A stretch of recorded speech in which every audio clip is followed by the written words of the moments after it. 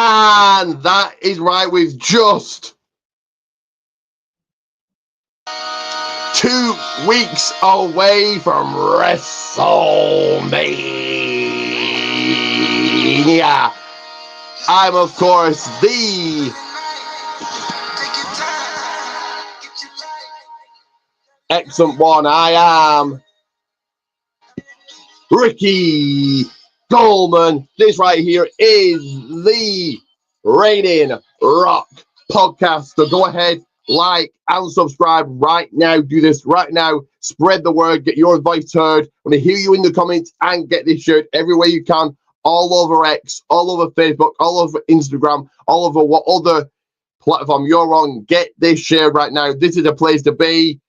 On a Saturday night, on a Sunday night, in fact, any night, this is a place to be, the Reigning Rock podcast. But I am never alone, and I am with, of course, my tag team partner. We make up, of course, you already know it, we make up the tag team of...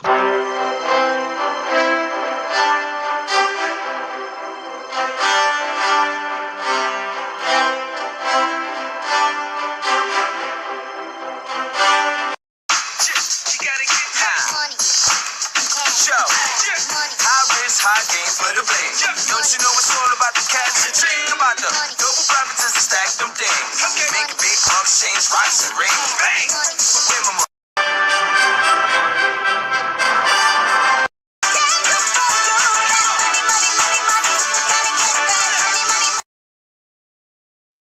That is right, we are Excellent Money, and here he is, the man himself.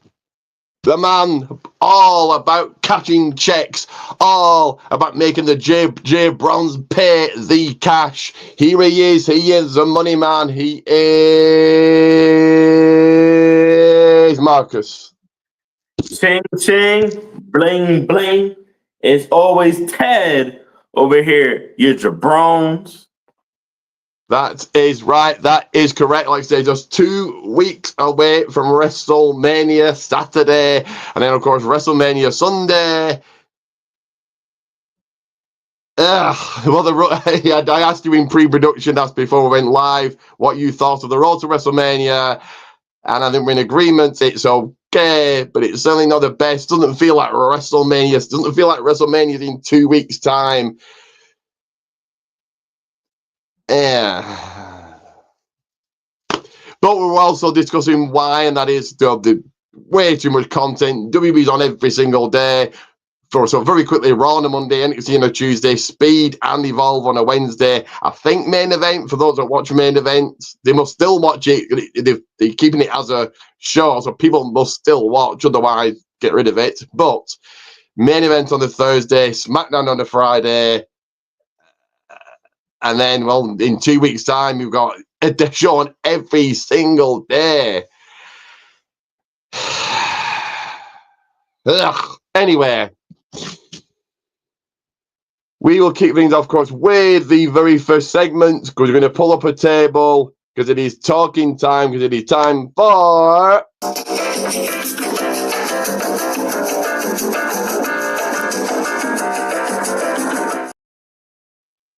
What's cooking at the table?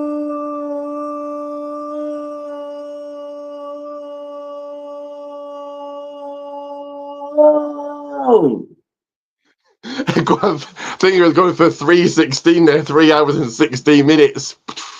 Anyway, yes, that is right. So what have I been up to? Well, first of all, it's been my birthday. So I turned 38 on Wednesday.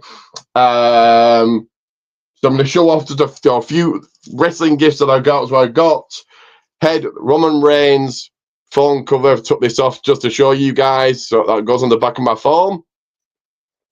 Wrestling t-shirts, wearing one now. Clash of the Castle for last year. I didn't go, but still cool that I got it. United Kingdom one.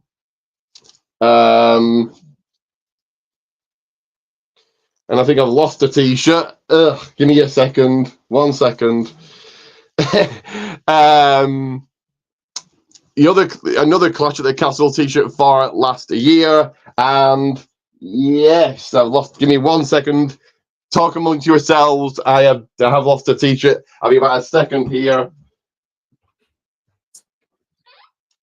Man, you done lost a t-shirt. You know, that's very rare for Ricky losing anything that's wrestling related, y'all. But just been up to the usual business, you know. Nothing too unusual this week. Got some good news about my surgery. So it's upcoming. Things are moving and progressing lovely. So I love that feeling of things going to be getting accomplished very soon. That's good. That's great news. Of course, for those that don't know, Marcus recently had oral surgery, so that's good that he's back on the mend. I had surgery years and years ago on my arm. I brought my arm on holiday, so I just know what surgery recovery is like. Because I damaged all the ligaments and tendons in my arm, so I couldn't. My arm was like just a piece of meat for 6 months. I had to have physio and everything on it. Couldn't move my hand, couldn't move my arm. But I was and I not even had I'd had a couple of drinks, but I wasn't drunk or anything. But yes, stupid me brought my arm on holiday. Anyway, back to what gifts I've got. So quickly, Backlash last year's t-shirt, and last but not least, if you smell what he's cooking, upside down, the final boss t-shirt. So I did get that. And I know you guys want to see it, so let's show it. My birthday cake, of course, it was a wrestling one. It's here somewhere. I've got it somewhere, and here it is. There we are. So there's my birthday cake that I had this year. Last year's Royal Rumble poster, I believe it is. And I did get beer. You've got to smash them together like Stone Cold. You haven't. Did get a beer, and I think it's I don't know if you've heard of it. It's Marcus Stella Artois, or you pronounce it? Yeah. I've heard of Stella. We got that over here. I think this is like a cheap version of it. Kind of looks like the same logo. Yeah. So I think it's it's a premium lager. Looks like a kind of a knockoff of Stella. So yeah, let's see how it tastes. I like Stella, but I do like my real ale. I did get some real ale for my birthday, so that was nice. It's okay. It's fine. I probably wouldn't choose it, but it's fine.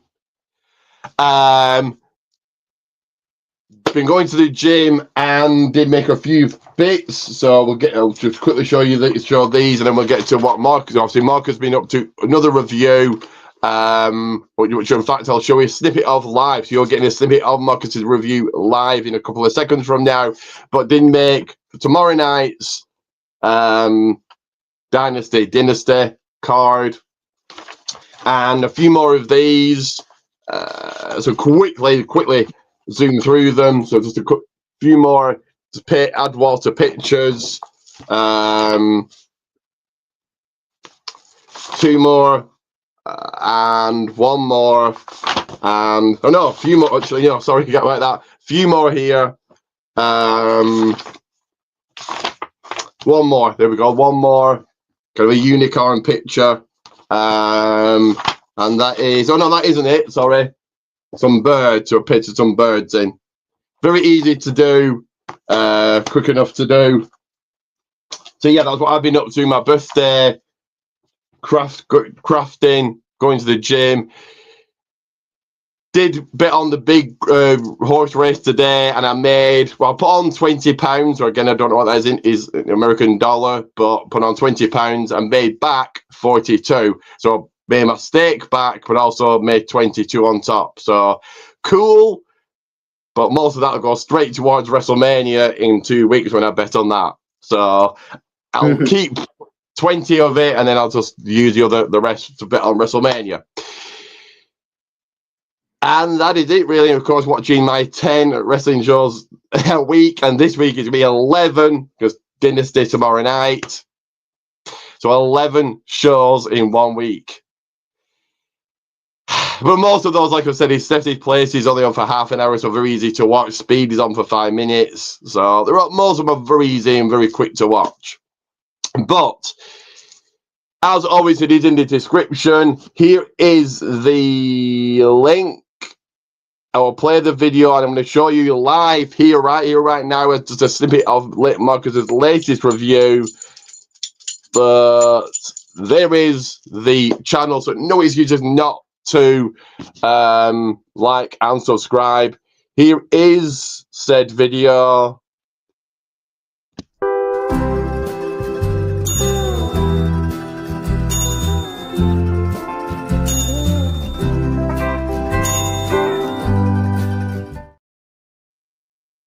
That is right. And like I said, a snippet of Marcus's latest video. I hope you've got no ads, so you haven't no ads. So yeah, so a snippet of Marcus's latest review. What he review? Well, you saw him review live last week, but you also seen it review live on video.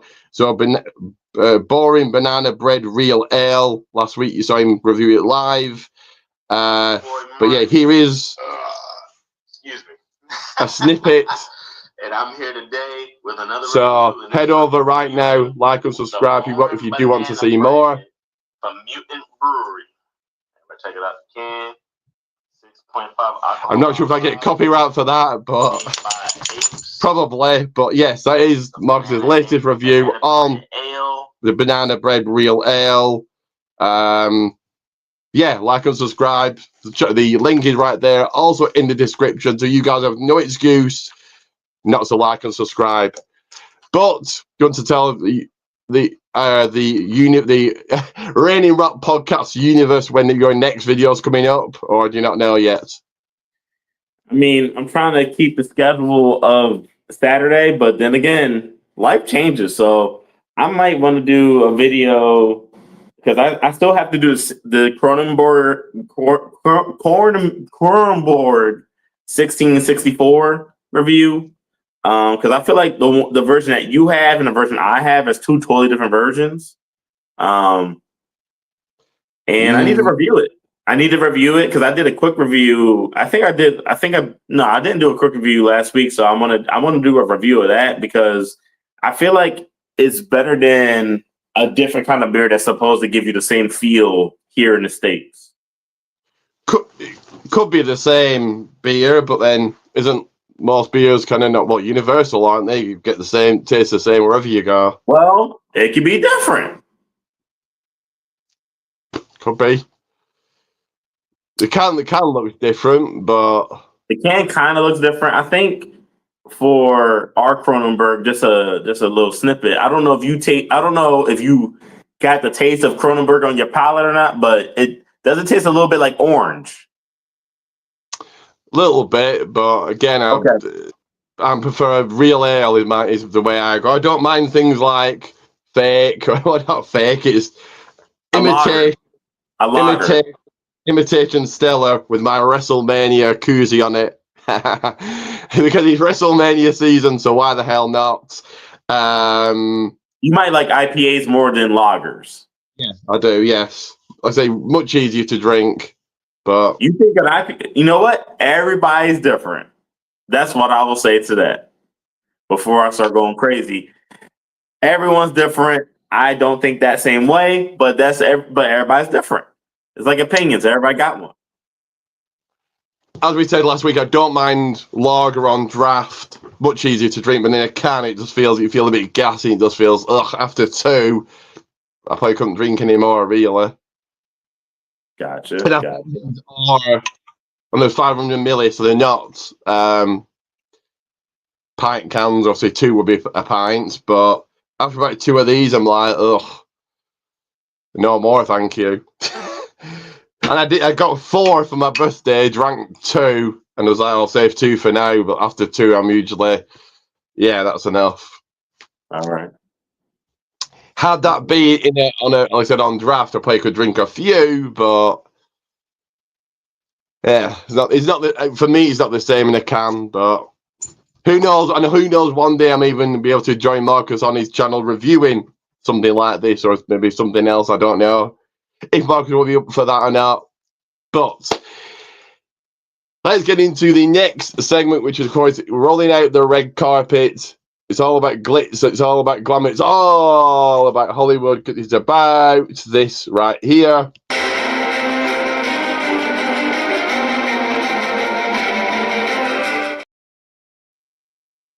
That is right, movie talk. And my screen has gone really tiny, so I'll be back in 1 second before we tell people, Marcus, if you watched any movies. If not, what have you been watching? And I'll be back in about 5 seconds. You got it. All right, so you guys, this week I have been watching. I watched a little bit of college basketball. Congratulations to the UConn women's basketball team as well as the South Carolina women's basketball team for reaching the Final Four.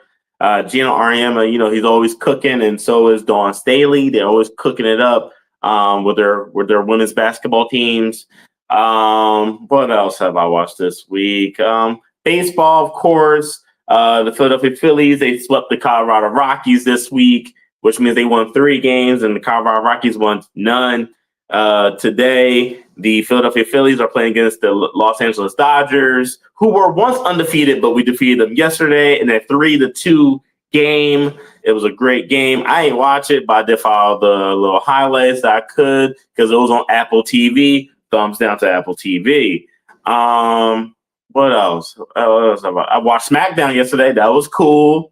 And of course, I watched NXT, which is starting to become much more of a usual thing versus watching SmackDown. And I'm guessing still no Dark Side of the Ring this week, but it's on YouTube. I watched it on YouTube this time. About Ludwig Borger. Interesting. I knew very little about him. I knew of him, but knew nothing about what he was like outside the ring, inside. Well, okay, in the locker room, he's got a certain tattoo. I saw a clip of that from Jim Cornette, and that was hilarious. Well, exits only. Jim Cornette was in it, and I personally, I love Jim Cornette. I know some people hate him, some people hate his views, his opinions, but I like him. I really don't mind if they book him for next year for the Love of Wrestling convention. I've suggested to the convention to book him, but we'll have to wait and see. Anyway, yes, Cornette's on it, and he's like, Ludwig Borger was a madman. He's got this tattoo, and just who would get the tattoo? And he can't be right up there for getting a tattoo like that. Yeah. So interesting. I've of Ludwig Borger, but like I've said, couldn't tell you anything what he's done outside the ring. So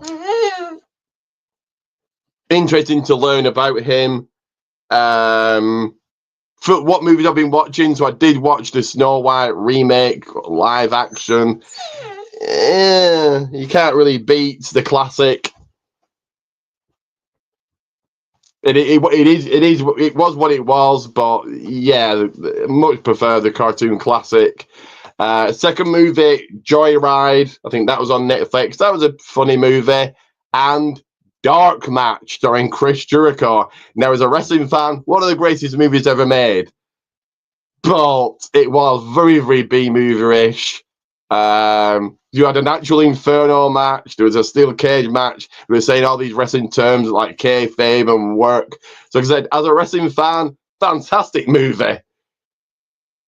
But it was a B movie. It was pretty damn bad. Like, Chris Jericho is this preacher in it, and you get to see him wrestle, which is cool. Actually better than he does in AEW. But okay, I don't know how, I suppose, with special effects and all that. But yes, I said, as a wrestling fan, one of the best movies I've ever seen. But yes, it was bad. And I probably will be watching later on tonight Batista's new movie. There's a couple of B movie horrors I've got my eye on, and A Working Man starring Jason Statham. He always makes a great movie, so I want to watch that as well. But yeah, like I said, later on tonight we'll probably watch Batista's new one. But let's play an ad here, and then we're going to lock up. The people are ready. They're sat in the crowd. The ring is ready. The ropes are waiting for us to bounce off with suplexes, with clotheslines, because that TNA Championship is on the line. here in seconds, but let me play this first. And here you go.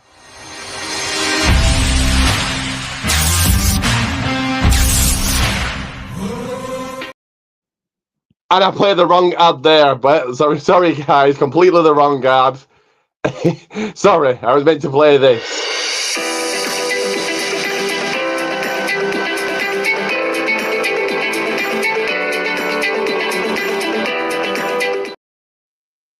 My apologies there, but yes, Protein Teas, Goldman's won. As I always say, if you cannot purchase a t-shirt, get it share. But if you can, you get a shout out all month long for the entire month. So this month, 4 videos for WrestleMania weekend. I'll be going live for Rebellion watch along podcast every single week. You'll get a shout out once a month or in every single video. If you can prove you bought a t-shirt, let me know. Proof of purchase, and you'll get a shout out. If not, get the name of Goldman's one out there. Me playing the wrong thing that's completely thrown me off. But yes, let's get down to the people's rings. It is time for this right here.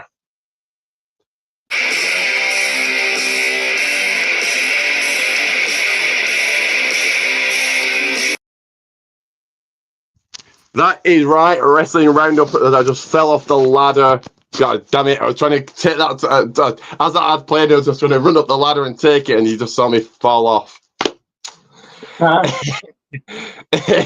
But, of course, we start with AEW, and we'll do it a little bit, start going forward and do it a little bit differently. So I want to go back, because we are a tag team, so I want to go back and forth on thoughts, rather than giving my thoughts and then asking Marcus. We'll go back and forth. So starting now, I'll just merely read out the results, get Marcus's thoughts if he has any for AEW, and then give my thoughts. Same with Raw, SmackDown, etc. So, also we'll do, there's 3 more matches added to Dynasty tomorrow. So we'll add on predictions here as well. So for those watching, you're getting double predictions. What other channel gives you that? But I'm going to have to read this off my phone live right now because I've actually forgot the results. Give me 1 second here. 1 second. Give me... almost found them. There we are. So, Swerve Strickland and Willow Nightingale defeat and beat John Moxley and Marina Shafir in a mixed tag team match. Tony Storm knocks off Penelope Ford. Okay. The Learning Tree go over to Jobbers. I don't even think it put the name, so there you are. There's that. Will Ospreay and Kevin Knight, who've got a match at Dynasty tomorrow, they got a win against Blake Christian, Lee Johnson. Brody King, who knocked off Lee Archer and Cope. Obviously, this makes sense because we've got a match tomorrow night. Cope defeated Claudio Castagnoli, purely based on results. Jobber. Any thoughts there to add? It's Jobber, but from what I think or probably heard, Tony and Penelope put on a pretty good match, pretty decent match. From what I saw, Tony was biting Penelope's lip. Like, okay. Hey, that's her style. Yeah. My thoughts really nothing there, really. Very quickly, and this is facts. Again, Dr. Chris Featherstone, big shout out to him. Again, his link is in the description as well if those want to check out PMP Pancakes and Power Slams every single week. But he was saying that AEW is getting to that level with it, and to, well, 1, make it real, but 2, the spots keep getting crazier and more real to pull people in. So, for example, you had the Darby Allin's spot going through the glass where he could have bled to death. His back were pouring with blood. In Sting's last match, that just took away from Sting. And then you had either Darby Allin or somebody get set on fire in a Anarchy in the Arena match. Again, we're building the level of realness. The needle spots, and then Moxley taking the bump on the spikes. So to get more real with their their fake wrestling to pull in the audience. Like Dr. Chris Featherstone did say it's going to come to the point they're going to have to kill each other, because where do you go from a spike on a bump onto spikes? Yeah. Where's the level? Where do you stop? If that can't beat somebody, what can? Anyway, we have got 3 matches to predict on, so it will be, and I probably know your answer to this, but still, the Hurt Syndicate will put the titles on the line against the Learning Tree. I think this is obvious. Hurt Syndicate retain. Have you got them as well? Oh, yeah. They hurt people. Mercedes Moné will take on Julia Hart in a first round match in the Owen Hart's tournament. I think Mercedes Moné wins this and goes the entire way. What do you think? Oh, yeah. That's an easy one. Yeah, Mercedes run that Moné for sure. And Will Ospreay taking on Kevin Knight. Same deal. I think he wins this and wins the entire thing. I mean, I don't know who Kevin Knight is, so yeah. But it is cool that he's newly signing his own pay-per-view. That's cool. Again, what I say every single week, AEW is a world of bad, and these little bits thrown in that are good, but those little bits are very quickly overlooked because AEW is so bad. Like Kevin Knight being in a match, some people might barely been in a match, and they've only just signed. Cool. But they're also going to be thrown in on a 10-hour pay-per-view. Not 10 hours, but 6-hour pay-per-view. Hey. Anyway, let's go into Monday Night Raw. That was 19 days away from WrestleMania. But we have some bad news because Wade Barrett was on the commentary booth joining Michael Cole and Pat McAfee. And we had the final face-off before WrestleMania. Apparently, this is the last time you will see Cena before Mania. So out he comes. Cody Rhodes cuts him off before he can say anything. I don't know if you've seen a clip of this or you've watched this, Marcus. But yes, you know the highlights of this. So for those that don't, so in no particular order. So Cody Rhodes saying about it was one man in a suit that in an office that shows you that we're not meant to talk about. Obviously, Vince McMahon. It's a hacker. Some of the stuff, and this is not because I don't really like Cody. This is just he's so seen as a master on the microphone. He buries that bit. This is okay. So my interest level for the match has gone up. Still, again, a certain Brahma Ball missing. Where is he? He can't do a 2-minute promo on the Tron. But Cena actually went after something the fans didn't like, and that's him burying people that fans hated. They actually said, and Cena being so strong turned people away. So Cena actually went after something people hated. As he said, he doesn't bury talent, he buries mediocrity. Mm-hmm. He is talent. He is the talent. And Cody's just all entrance, all music. Yeah. I can't think, and I might be wrong here. I'm willing to admit when I'm wrong, and I'll put my hands up and say I'm wrong, but you can tell me, Marcus, has Cody done a promo? And he's very cookie. You haven't missed anything on Raw, don't worry. It's all cookie cutter. It's all the same garbage he says on Raw that he says on SmackDown. But in your opinion, has Cody cut a promo in 1 year? You will go back and watch and you think, oh, that was a good promo. I mean, the promo that he cut with John Cena, that promo battle was amazing. So Before that, then, okay. Are you talking about outside of that one? In 2025, or are you talking about some of 2024? Within the year? Since he won the title at Mania, one promo that's been like, oh, I want to go back and see that. To be fair, since he's won the title, his promos have not been spectacular. It's not something I want to watch back.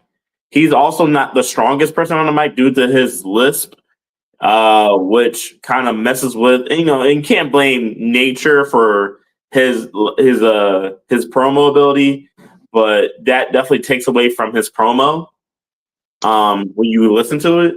So.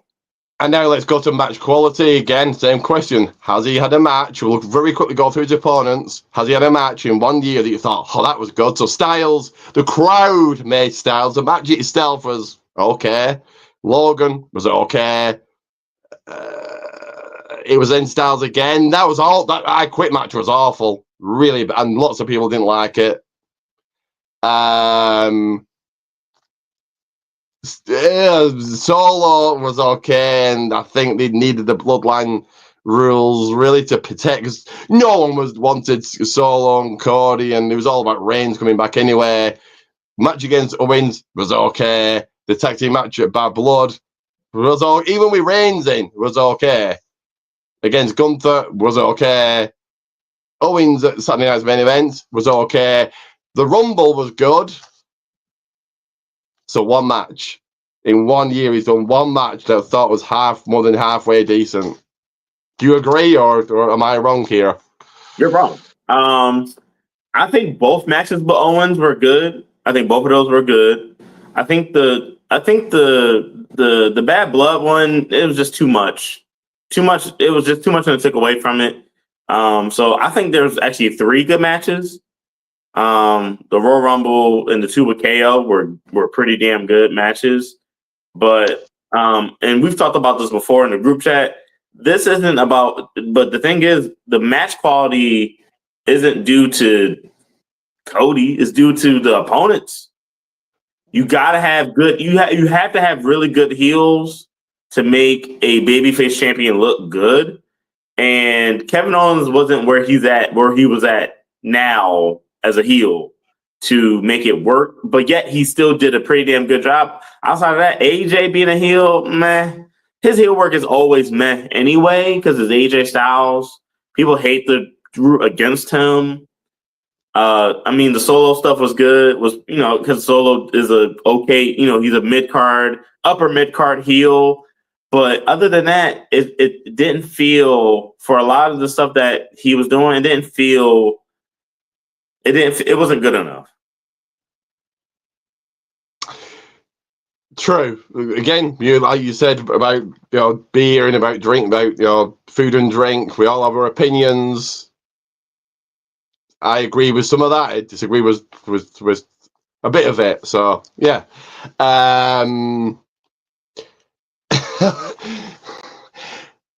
They haven't successfully. This heel turn has been horrible.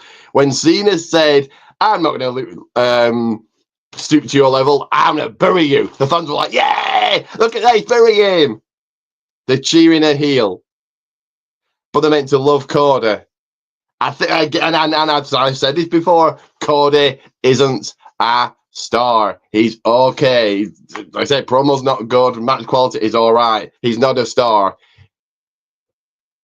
And people are starting to see that, and they've had enough, and it's like, yeah, time to take that title off him.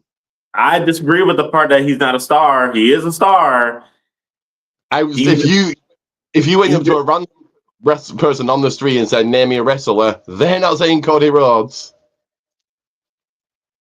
You think that equals stardom, and it doesn't. Most people are going off of nostalgia. If you're asking a random person on the street, they're going to go with a nostalgia act before they go with a current wrestler.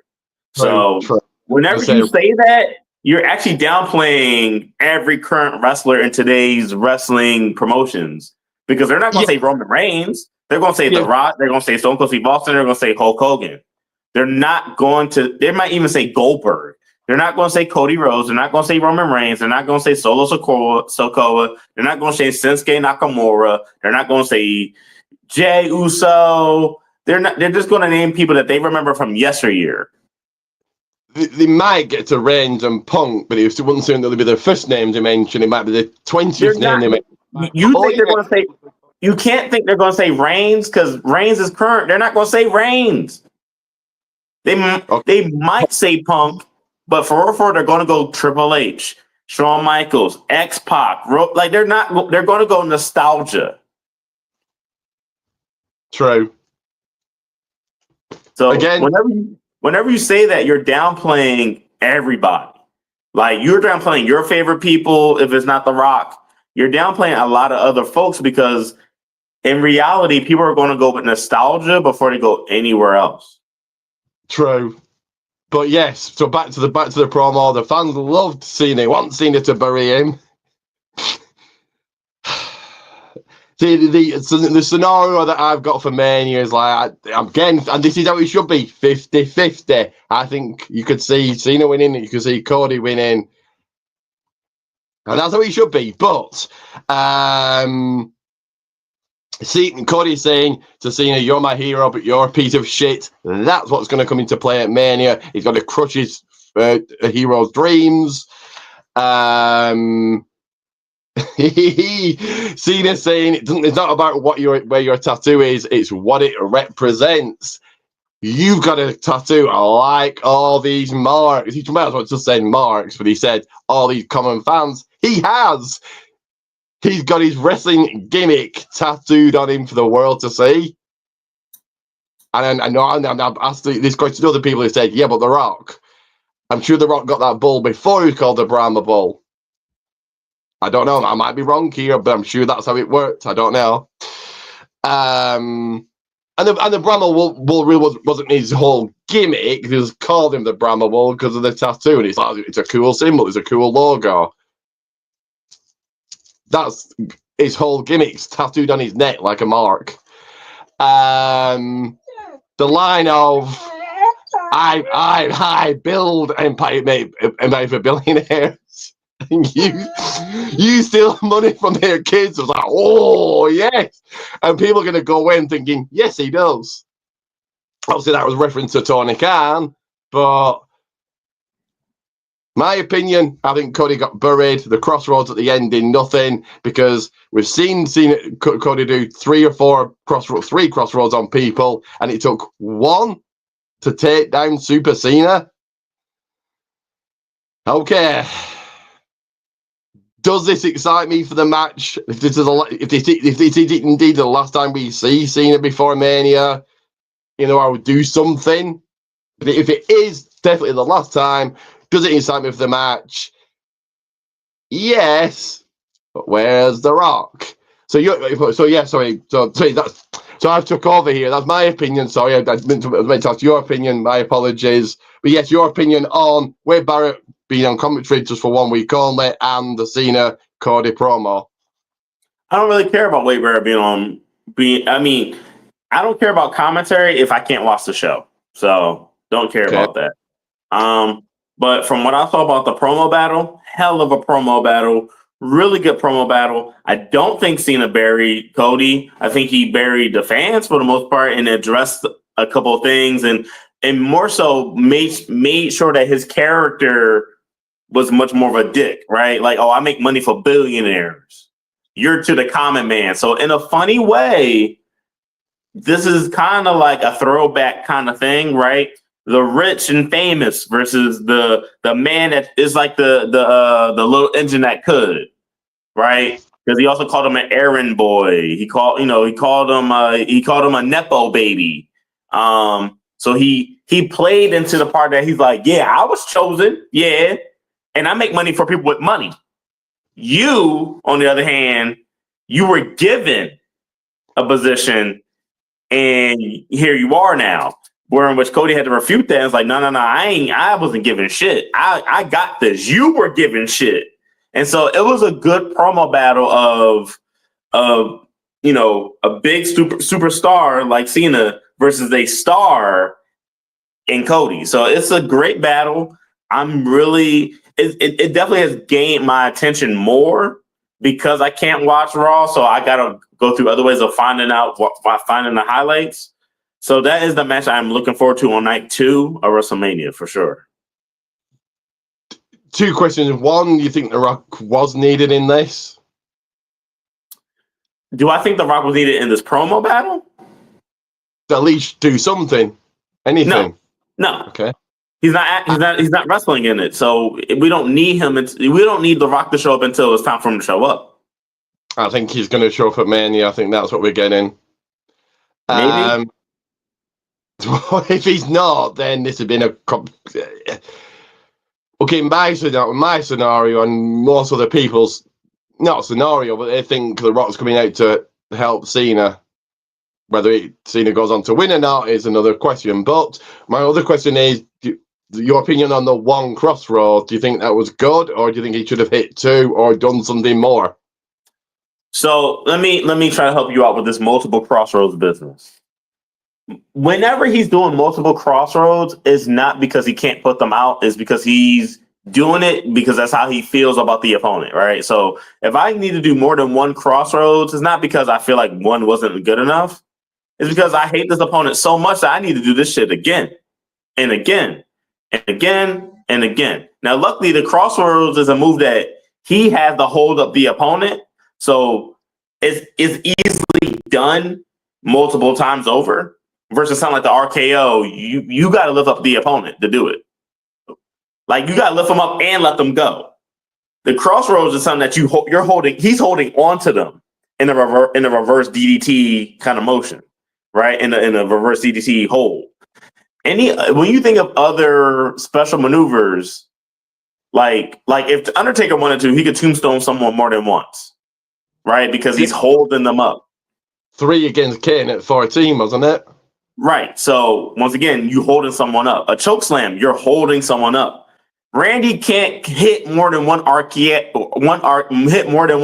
and it look good, because the RKO is a thing where it looks better if you stand up on your own and I hit you with it. Stone Cold Stunner, same thing. It's better if you hold yourself up and I stunner you.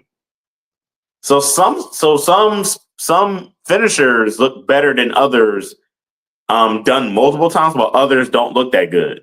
I think one Crossroads is good enough. And the thing is, this is not Super Cena.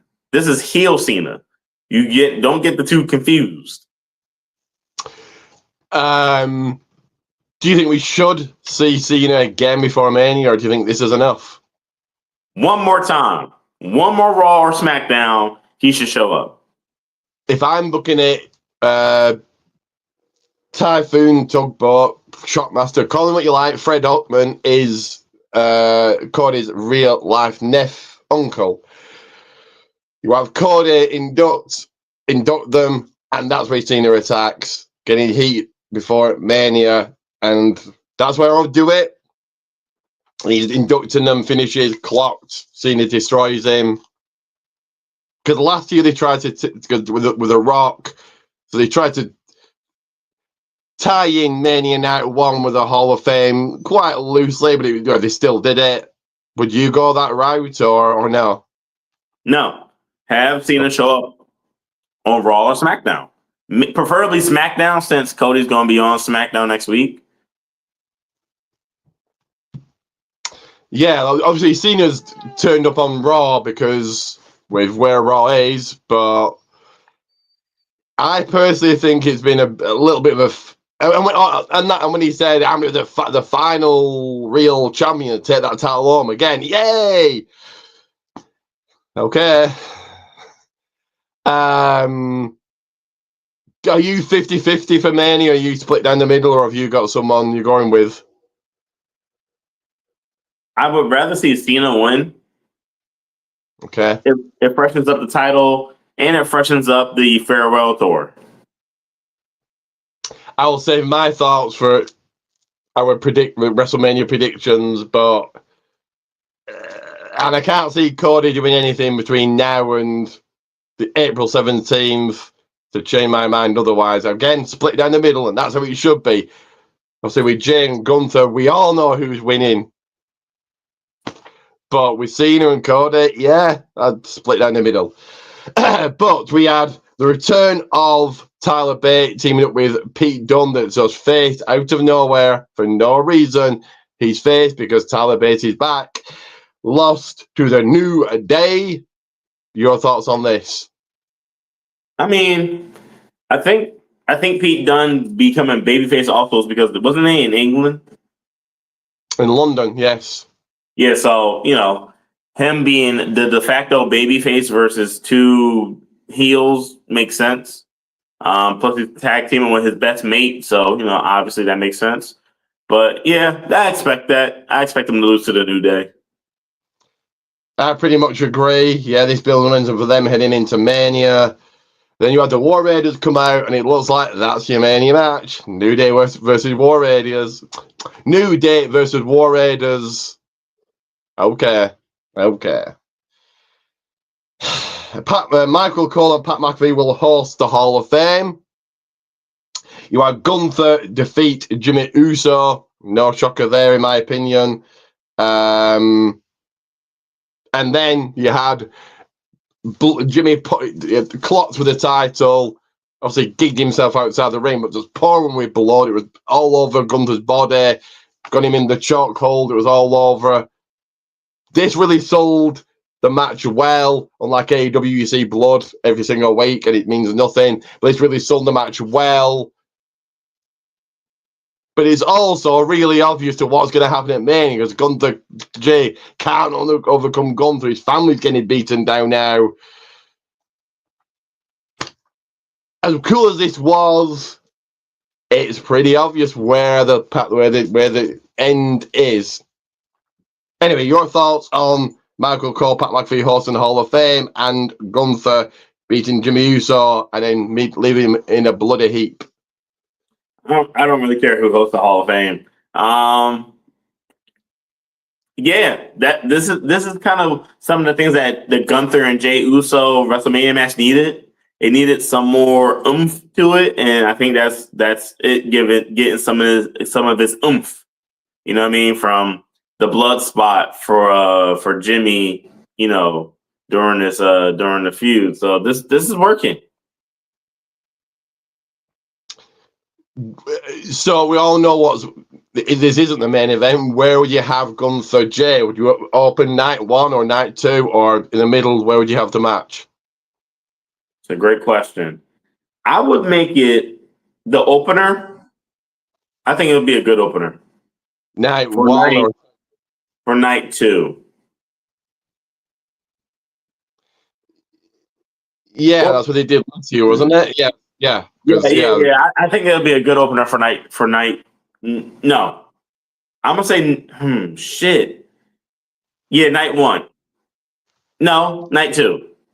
No, hold on. Oh my gosh. See, this is what makes it hard about trying to figure out WrestleMania is where should you put it? And see, because obviously you can't put the woman. I'm going to say night 1. Night 1, get the crowd started off real hot with Jay versus Gunther. Then from there we can go forward. You see,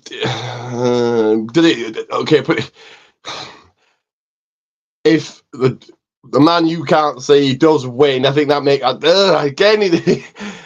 Cena's loved and Cena's hated it. Let's go, Cena. Cena sucks. So I think a lot of people would be happy he's won. I don't know how many people are going to be unhappy. I think he's John Cena. He should win. He'll break the record. A lot of people don't like Ric Flair. And a lot of people are now turning on Cody. So I think when Cena wins, he gets cheered. The crowds are fickle, and also we don't listen to what WWE tells us to like or don't like. So, but Roxy,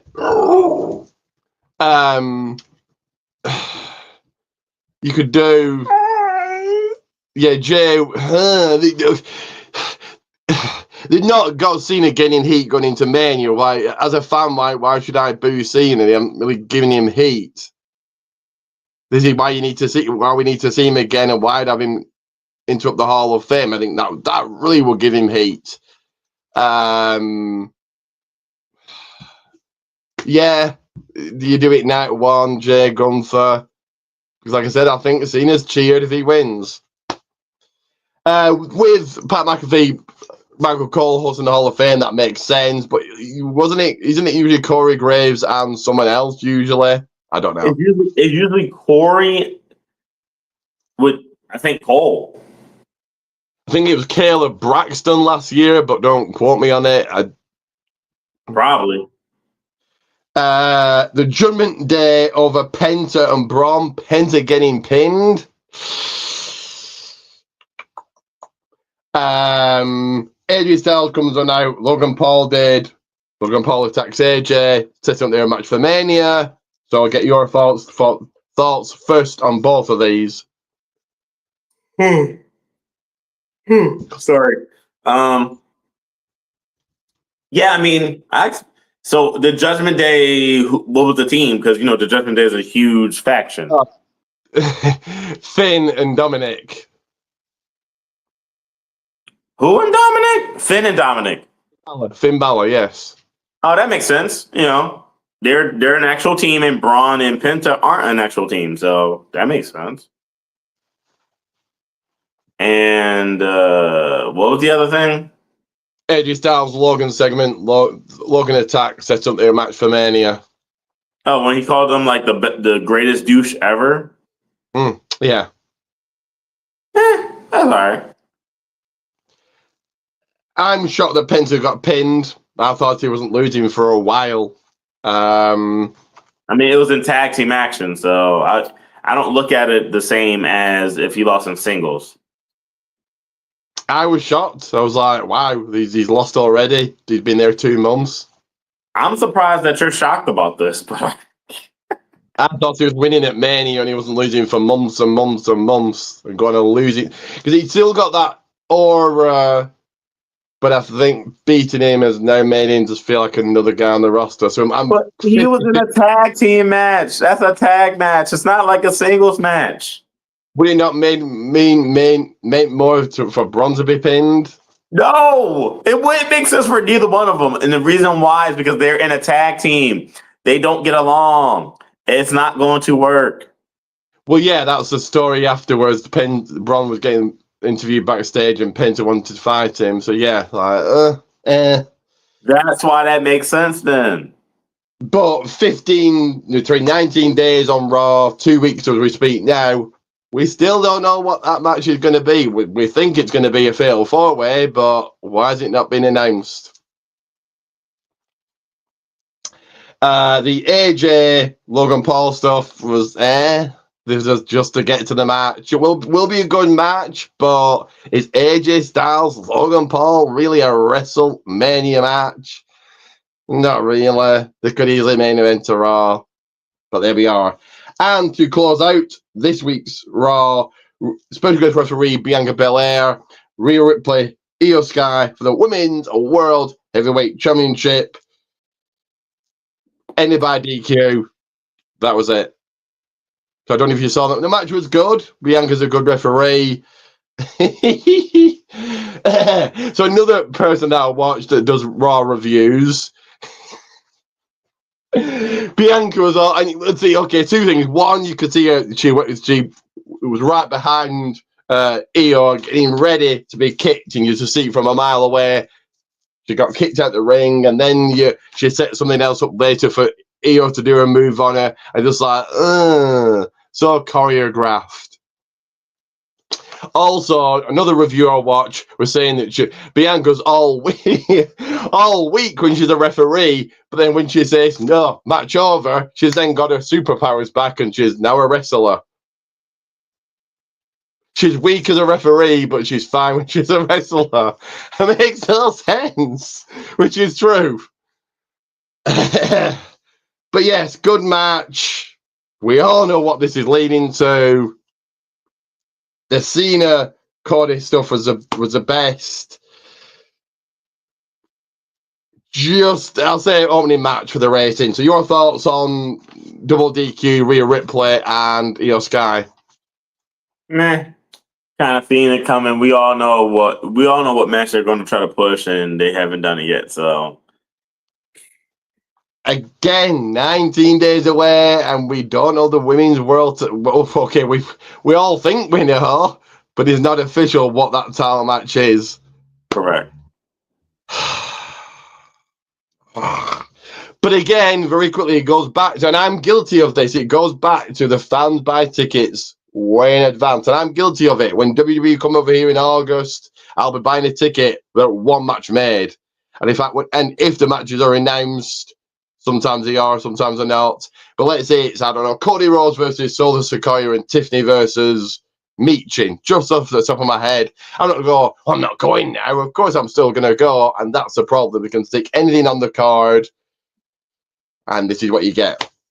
But back to going into NXT, Eva and Stephanie Vicky in the ring. Eva strips or makes Stephanie relinquish the Women's North American Championship. The crowd in attendance didn't like this, but I think this needed to happen. I thought that we may have done, again, a double title match at Stand and Deliver. Stephanie loses later on in the night, but then goes on to retain the NXT Women's Championship, perhaps. But yeah, this was a right call, really. You had John and Grace come on out, then Jada did. They continue their brawl from last week.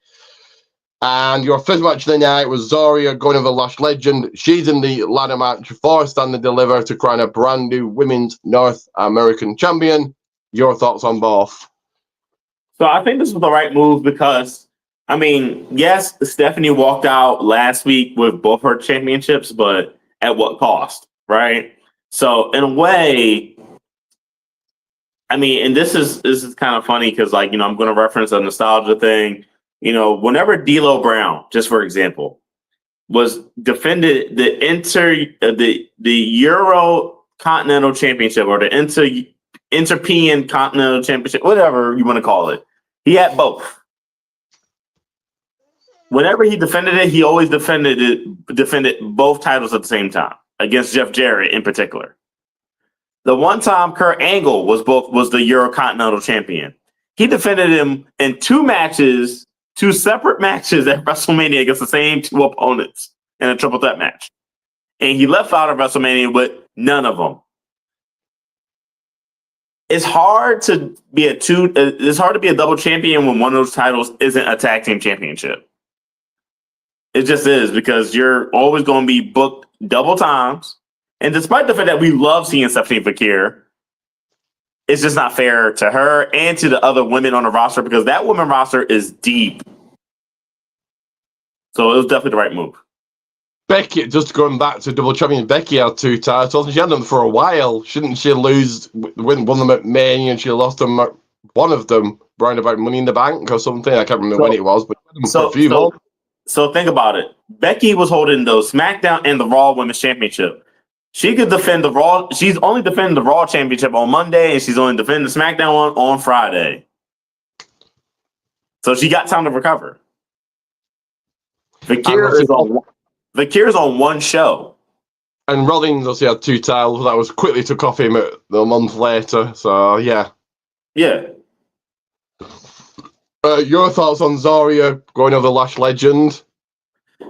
I hate it. I hate it, but Lash is so much more focused on the tag division in TNA especially. While Zarya isn't fully immersed in her tag team with Sol Ruka, so it makes sense for Zarya to kind of win. She's still one of the hotter acquisitions, and technically she's one of the newer acquisitions in the female division that really haven't done as much. Think about it. Julia won the NXT championship and lost it. Stephanie Fakir has been North American champion, and she's the current NXT champion. Zarya is the only one of the three of them that just premiered recently who hasn't won anything gold wise. And obviously, we don't know the entire field yet, but Zori could be one that could see winning it, and that means Sol Ruka then gets a push because Zori is champion. Maybe. In tag team action, they're back. They haven't been seen since the Hardys deleted them, but now they are back. The No Catch Quarter Crew went over Hank and Tank. Okay.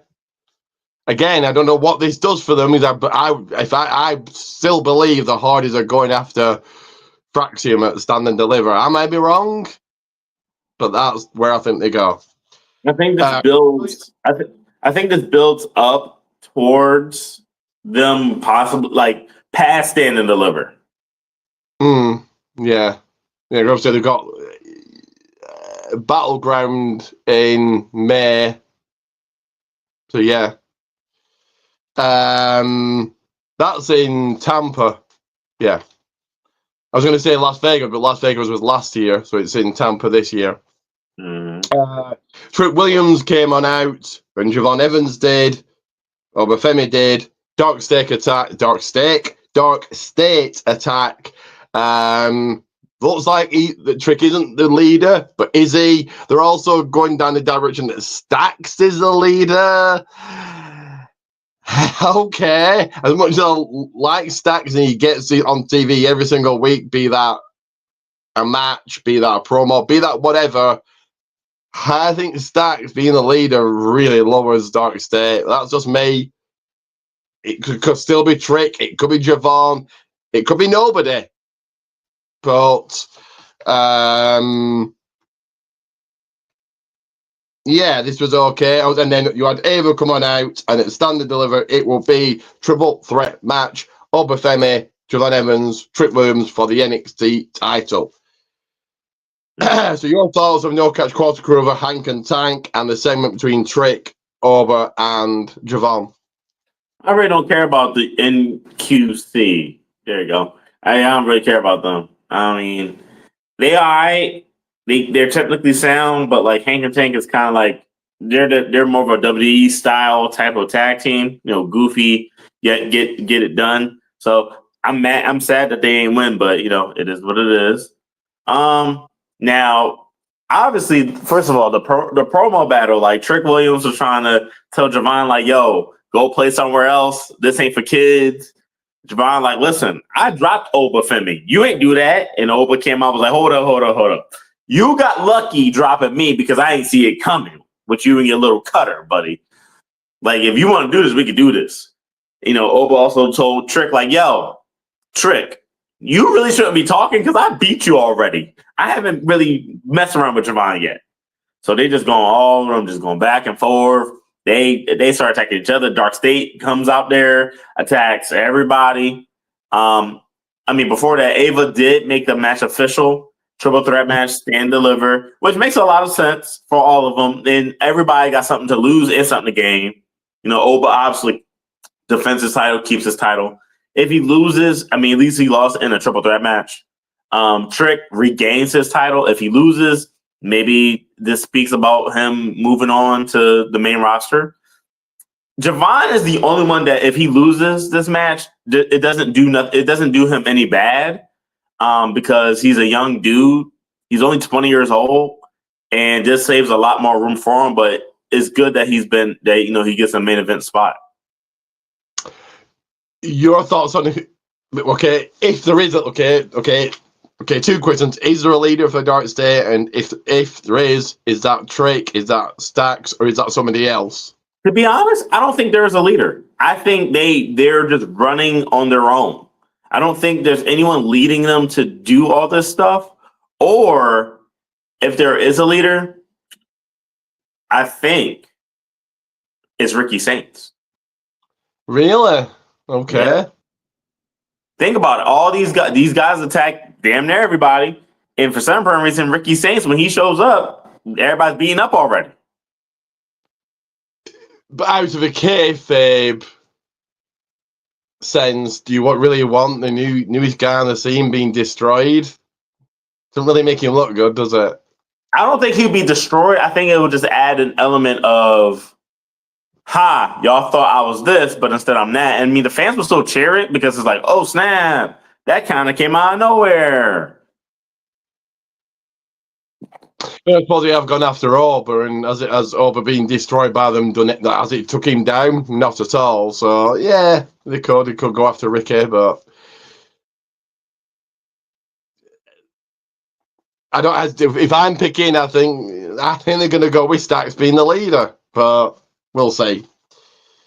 Kalani Jordan is in the ladder match, so she has another chance to become NXT Women's North American Champion. She won it in a ladder match last year.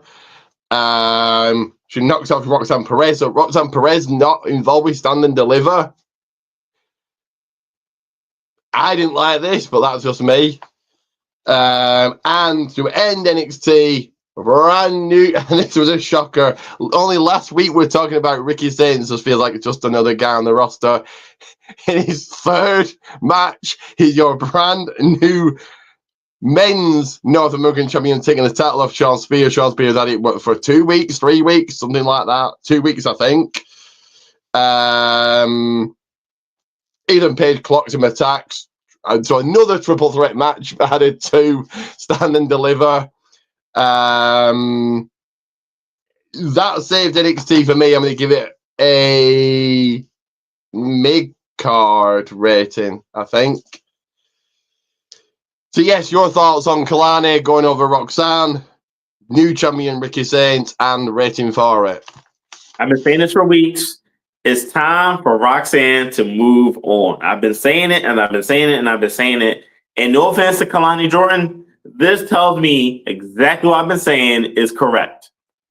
It's time for her to take her Pop Rock's ass to the main roster. That's it. That's all.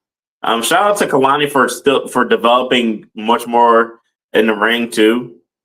And as far as it was very strange. I mean, yeah, Sean Spears is kind of like a transitional North American champion. That's cool. I still didn't expect Ricky Saints to win it that fast, to be fair. Nor did I want him to win it that fast, but thank God for Ethan Page. I never thought I would say that ever in my life, but thank God for Ethan Page, because I think Ethan Page would be one hell of a North American champion versus Saints. I mean, who I think is also the leader of Dark State, by the way. But I don't know about triple threat match, but I do also see that Sean Spears probably won his title back. So I get it. I'm going to give NXT mid-card. It's a mid-card. So Ethan's heel on NXT, but he's facing TNA. Let's try and make all this make sense, which it doesn't. Why? For those that keep up with both products, me, why is he healing one and facing another? Because he turned up this week on TNA, and you're getting at Rebellion. Say his name, and he appears, takes on Ethan Page and Kazarian for the title. Joe Hendricks retaining, but yes, Ethan Page turned up as a face. Weird. I think maybe because Kazarian's doing such a heel promo, but still, yes, Ethan Page's face in TNA. Speeding right past the next one, Meek Jin knocks off Shayna Baszler. I've said this many, many times before. Shayna Baszler, with a legit MMA background, should be a 50-time women's champion by now. She could legit kill the entire roster. But she isn't. It's a lack of charisma holding her back. Okay. So Meek Jin, Sol Ruka. I know I never asked you about speed, but who do you see going on to face Candice LeRae for the title, if you've got any thoughts? No, let's just speed past that. Okay, so I'll give that a opening match. The match, the show, it's all about evolving. Brindley Reese over Zeta Steele. Keanu Carver knocks off Luca Crisovino. Chantel Monroe picking up her second win against Mason Holiday. Harlem Lewis, like I said, Keanu Carver, Harlem Lewis, certainly two to watch. Harlem Lewis defeats Joe Coffey. Kelly Armstrong, Danny Palmer, the face-off. This just hypes up their match next week. And Wendy Cho taps out Kylie Ray. Again, I'll say opening match. So into Friday night SmackDown 15 days away from WrestleMania. Got a brand new ring announcer, Mark Nash. He's okay. He's no Leon Garcia, but he's okay. He was reading from a card later on, but it is what it is. CM Punk, Mr. Best in the World, comes out. Then Paul Heyman interrupts him. Of course, it's in Chicago. People are going to love Punk. Punk alluding to the favor with Heyman. Even Heyman didn't know what it was. Of course, in reality, he did. But okay, this keeps people guessing. So, Paul Heyman is fun. This is why he's in the Hall of Fame. This is why he's so damn good. Your thoughts on the new ring announcer and the Punk Heyman promo? For some reason, when I first was listening, I thought it was Mike Rome, and I was like, "Wait, why is Mike Rome here?" Then the second thought I had was, "Where's Alyssa Taylor?" She's on Raw. And then the next thought I had was, "Who the f is that?" So that's how I felt about the new ring announcer.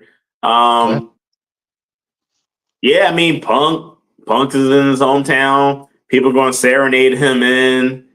It was a bit of an emotional promo. Shout out his wife. Shout out his dog. Shout out his best friend Paul Heyman and all the things they've been through together. And he told Paul Heyman, because Paul Heyman a little nervous. He's like, "Listen, my tribal chief, he's not here yet, but like, can you tell me what this is?" And Philip said, "He not here." "What do you mean he not here yet?" Like, "Yeah, he's not here yet." He's like, "Oh, well, when he get here, that's when we'll do this. But right now, you want to wait." And of course, that got Paul being real paranoid because he like, "Damn, we best friends. Why you ain't telling me now?"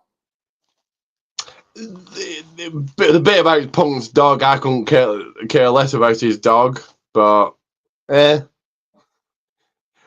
But I suppose it helps sell those plushie toys of his dog. I suppose maybe, I don't know. He probably had his toys, the plushie toys, on sale.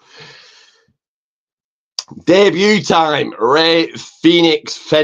I'm going to say, okay, Phoenix, even though it's spelled F-E-N-I-X, so it's Phoenix, but whatever. Ray Phoenix debuts against Nathan Frazier. Botchamania, certainly. He went 50-50 with Nick. And okay, Nathan Fraser, one of the NXT Tag Team Champions, and they're trying to build him up. And okay, this is okay match. You knew they were going to be high flying and a lot of high spots, but yeah, I would have had Ray debut at WrestleMania. Penta wins, gets beaten down. That's where you bring out Ray Phoenix to save his brother, because they're real life brothers, so why not? LA Knight, yeah. And over Tama Tonga. So your thoughts of Ray Phoenix's debut, and LA Knight over Tama Tonga?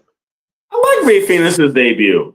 I felt like it was a good match. I mean, listen, jitters, nerves, different ring, bigger crowd. So I get it. And he had a really good opponent for his first match. Nathan Frazier does not get enough credit for being able to keep up with the luchadors and the other cruiserweights, but that was a very fast match. Like, they were really high paced, really quick. And I like the Mexican Muscle Buster. I think that was actually pretty cool. LA Knight over Tama. Yeah, same thoughts, really. Wade Barrett in the ring. Charlotte, whoa, excuse me, whoa, Flair and Tiffany Stratton came out. This helped build a match. I think this was a shoot. Charlotte saying about Kaiser being in her DMs. Tiffany and me likes to say the word shit. Like, you don't really get that on SmackDown. It's like usually what you get on Raw. He saying she can be all alone and like going right in after a three divorces. This helps build the match. This is what the match needed. Yeah. Your next match was Multi Machine Guns of a DIY. So Machine Guns are in a title shot against Street Profits. We're not getting a multi-man match, or we are. Again, this was 15 days away from Mania, and we're still like, what we getting at Mania?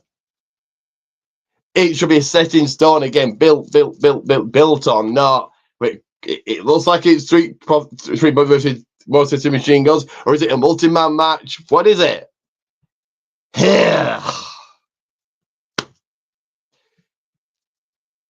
Your thoughts on the Charlotte and Tiffany promos and DIY losing to the Machine Guns? That was one hell of a promo battle.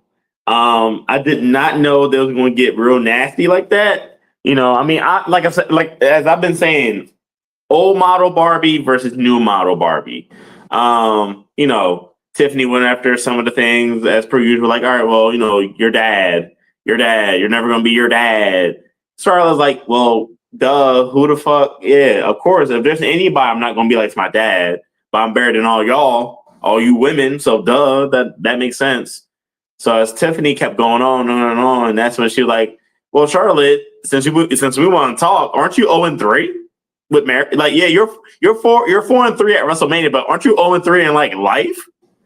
You're gonna die. You're gonna be alone. Like at the end of WrestleMania, you're gonna be alone. Blah blah blah. And I was like, oh shit, this getting real serious. Oh wow. And you can tell Charlotte was a little bit like, they probably, you know what? Because you know the rumors are Tiffany and Charlotte went off script, right?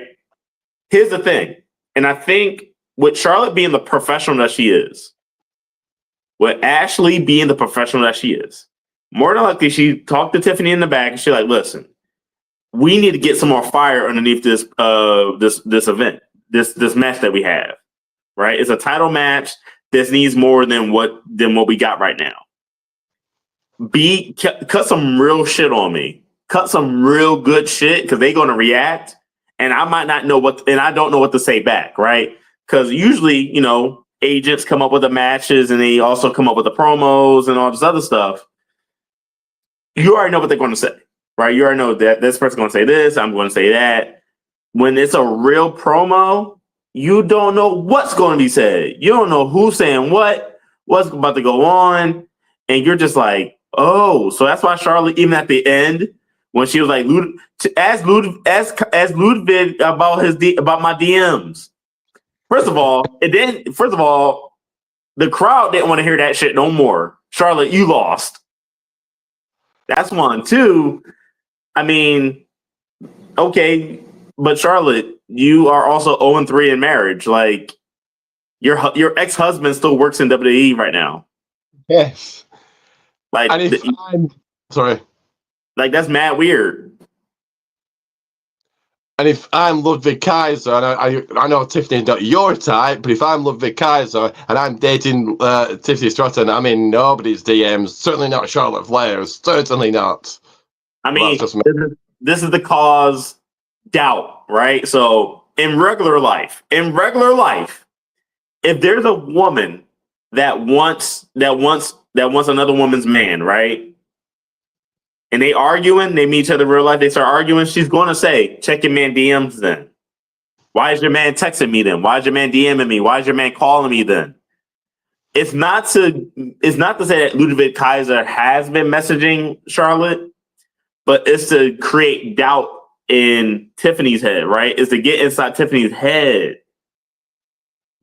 But not everybody knows watching. Does everybody know watching that knows that Ludwig and Tiffany are together in real life? The best way of answering that is, do you know that they're together in real life? I do, but I'm a hardcore fan. I'm talking like you now, hold on. That's why I asked you first. You know, right?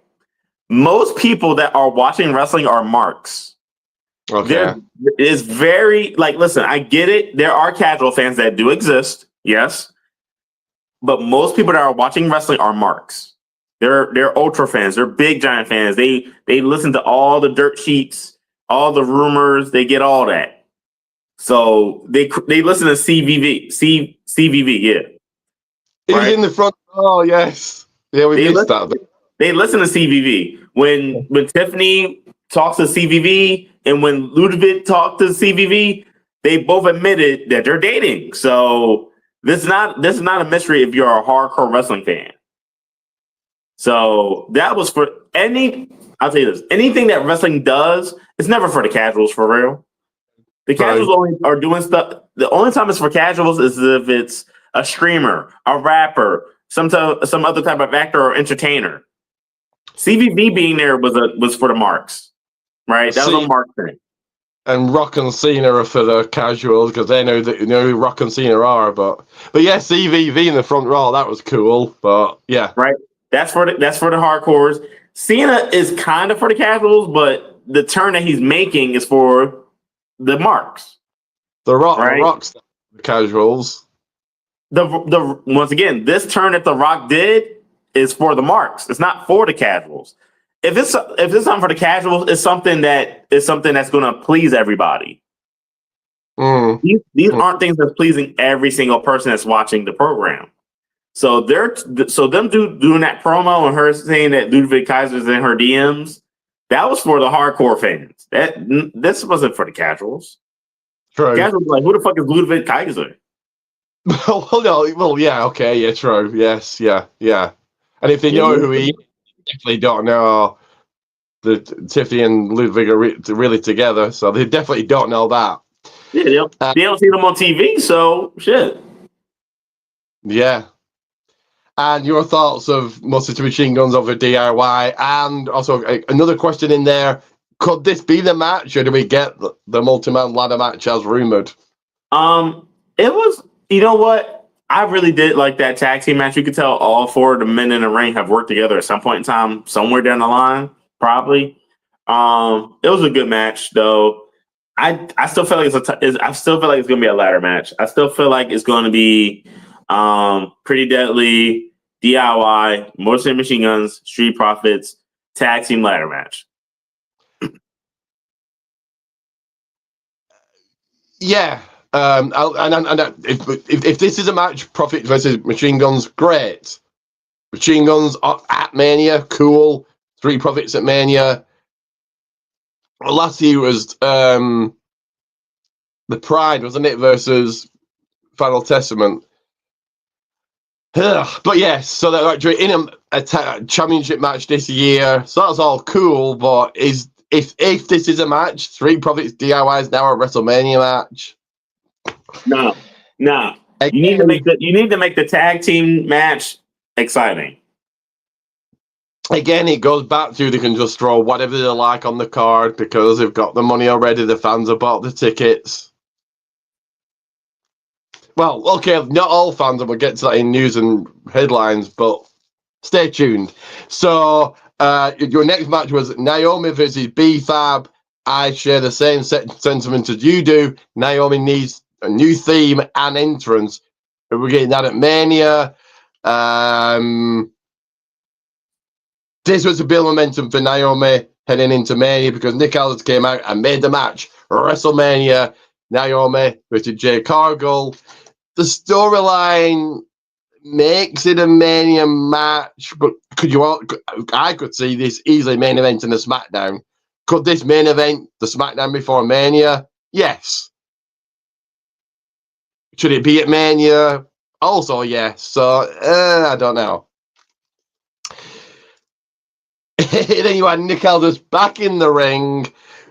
Kevin Owens comes out. He's got, and if this is not a work, if this is a work, he's got everyone convinced this is, and this is what it's all about.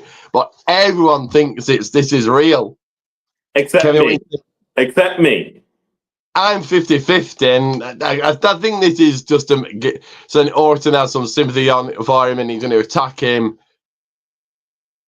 But if it's not, but this is how good Owens is. He's got even Vince Russo convinced this is real. So, out comes Orton, RKO 2. All of us. Nick, if this is real, this is, as I don't know, none of us know. So if this is real, I presume that Orton will be just thrown in there with somebody, but Owens misses Mania. Okay. So your thoughts on Naomi over B-Fab and the Kevin Owens, Randy Orton stuff? Well, like you just said, Naomi needs new music because that music is not working for heel Naomi at all. Like the outfit's cool and everything, but she needs a new theme. It doesn't work. I was like, as I'm watching it, I'm like, this theme is very babyface. We need something else. And not one of them damn generic ass rap songs either. Maybe she's going down the Cena route of you fans don't deserve a new look or a new theme or a new whatever. Well, she already got the new look. She just needs a new theme. Yeah. To what you were saying before, it don't feel like WrestleMania season. How come we're still making matches? So, Nick Aldis finally announced this match at WrestleMania, but like we, the fans, already knew. Like, yeah, this is a WrestleMania match, dog. Like, you don't got to tell us. We already knew this was going to happen. And Nick Aldis had a very busy night because before that, he announced a and as soon as he said it, I was like, what? See, next week you're getting a women's tag team gauntlet match. They've got like 2 legit tag teams. In it's going to be, you've got 3, maybe, whatever. The Party Girls, Zoe Stark and Shayna Baszler, Lyra and Bayley, Maxine and Natalia, and I don't know who else was on the graphic, but I think it's her service. Okay, was it those 2? It came when it came off. Was like I was trying to see who it was, but so you got 2 tag teams, and neither of those are winning. I think Bayley and Lyra win. Ew. Because I think, and to build to that, on Raw, you're getting Bayley and Lyra for the title, and that's going to end in double DQ to lead to the match where Lyra and Bayley win, and that's your match now for Mania.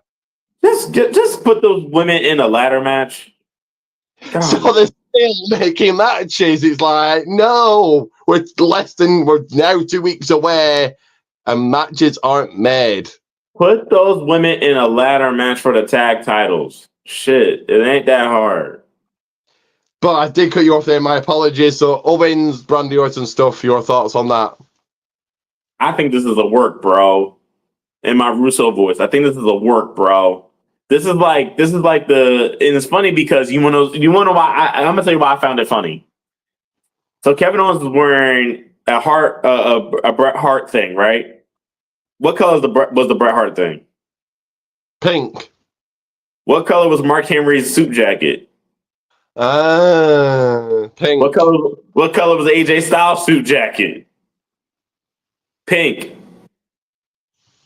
Was it? For some reason, I feel like 100% this is a work. It's not a shoot. This is a work. So I feel like, I don't know what it is. To me, this feels like it's a work. And right now, I'm not convinced because I've had another person telling me like, no, this is real. I'm like, nah, this is a work, bro. You being worked. So I got a feeling next week we're going to see Kevin Owens. Something tells me we're going to see him. But just the fact that I'm questioning it, Owens has done his job. It's like, is he real? He did such a good job that. That's my point. And then I think was he arguing? You didn't see it on TV. It cut away. Was he arguing with a fan in the crowd? He did argue with a fan. They cut to Orton. He didn't see Owens again. It was like, okay. Yeah, but it went right to a fan. Once again, this is why it makes me feel like it's a work, not a shoot. Some fans take it too far, and he probably said something like, "Well, thank God you're injured" or something. I don't know what he said, but he called Owens a piece of shit. Did he? Okay, right. Yeah, you're a piece of shit, and Owens said something to him back, and in my head, I'm just like, nah, this is a work, bro. And I swear to God, if everyone's like, oh my God, I didn't know it was a work, I'm gonna sit there and just be like, I must be Vince Russo or something because, like, I must be better than Vince Russo because I knew this was the work. Yeah, because if it's not, let's just put it out there and say this is not, and Owens is legit injured. Who did they give to Orton? Right. I don't know. Nobody? Shit. Can't have Orton missing WrestleMania. Oh, okay, you could do Nick Aldis, Orton, maybe. I don't know. Is that a match? I mean, if we're going to get Nick Aldis putting on the straps again, I would love it. And it's just a squash match for Orton. I would see. I wouldn't want that. I don't know. I can't think of it. Looking like just thinking about the roster, I can't really think anybody that comes to mind. Nah, not at all. Anyway, in a last man standing number one contender match, Braun Strowman, Jacob Fatu. Jacob Fatu was the last man standing. So again, is it Jacob versus LA Knight, or is it the multi-man match that people want or are talking about? If I'm confused, again, any casual watching will be like, what is this? And just turn off and never watch again. And ugh. Good match, but what are we getting for Mania? So before I get to the final segment, your thoughts on the last man standing match? It was one hell of a match. That was hard hitting and everything. That was a really good match. The right person won. But you could tell they poured a lot into that match. So that was cool. That was a dope match. Do you see it being one-on-one or a multi-man? One-on-one. So LA Knight versus Jacob Fatu is now a WrestleMania match. Yes. Okay. Okay. Because who you throwing in there? You're not going to throw Braun in there. He just showed that he can't beat Jacob. I would do a fatal four-way. Knight, Fatu, Solo, Jacob. Fatu fails, and that's where you do the turn of Solo. I don't know. That's not a WrestleMania either, but he's at least a little bit more interesting. Nah, I like it how it is. Jacob's already interesting as enough as it is. And with him being part of the bloodline, like, you never know what those guys are going to do. Speaking of the bloodline, here comes Roman Reigns. No pyro needed. He just wanted to get straight in the ring. The people to acknowledge him and called out CM Punk. But not yet. It was Seth Rollins that answered the call. Out comes CM Punk. Reveals the favourite is Paul Heyman being in his corner at WrestleMania. Called it. Like, oh, is that all it is? I'm glad it wasn't add the person tonight too. I'm glad it's not that, because I think should Cena win and Punk. I think Punk wins now. Paul Heyman's it is in his corner. I think Punk's winning night one. So, but should Punk win, should Cena win, you keep those separated until SummerSlam. Punk attacks Reigns, and that's it. I'll give it a rating of opening match. So your thoughts on the segment and your rating? So the segment, oh man, that was, first of all, it's funny. Roman came out, no pyro, whatever. He's like, all right, well, listen, I want to see him Punk. Punk asked me to come out, let's do it. Right? Got Seth Rollins with his goofy ass shades on. He like, listen, my friend, I've been relaxing since since last week. I'm cool. It is what it is. But whatever's about to happen is going to affect me too. So, like, I would like to find out too. So, want to see him come out. Punk come out again. The crowd serenades him again. Punk goes into this long thing. He was like, listen, remember one time before, it was me, you, Big Show, and I forgot who, one other person. And we all talked it was all talking on the bus. And you say that you want to beat, you wanted to beat, talking about me getting fired. You was about to get fired, blah, blah, blah, blah. You told me you wanted to be there for me for the day I main event at WrestleMania. Well, that's what I'm asking for. That's the favor. you are in my corner during WrestleMania. Reigns swore on everything. Swore on everything. He was like, man, yo, tell this fool no. Paul Heyman starts stuttering. He like, yo, tell this man no. He's like, I can't tell him no. Try to wipe his tears for him. Punk attacked him. It started getting told Roman Reigns, go to sleep, ho.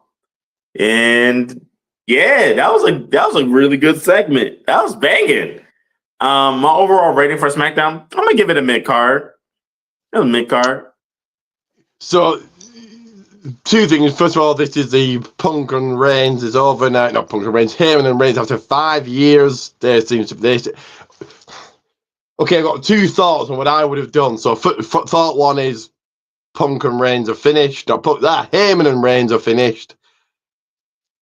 So, Heyman being in Punk's corner got into Reigns' head, caused him to get the GTS, and that's what's going to cause him to lose at Mania.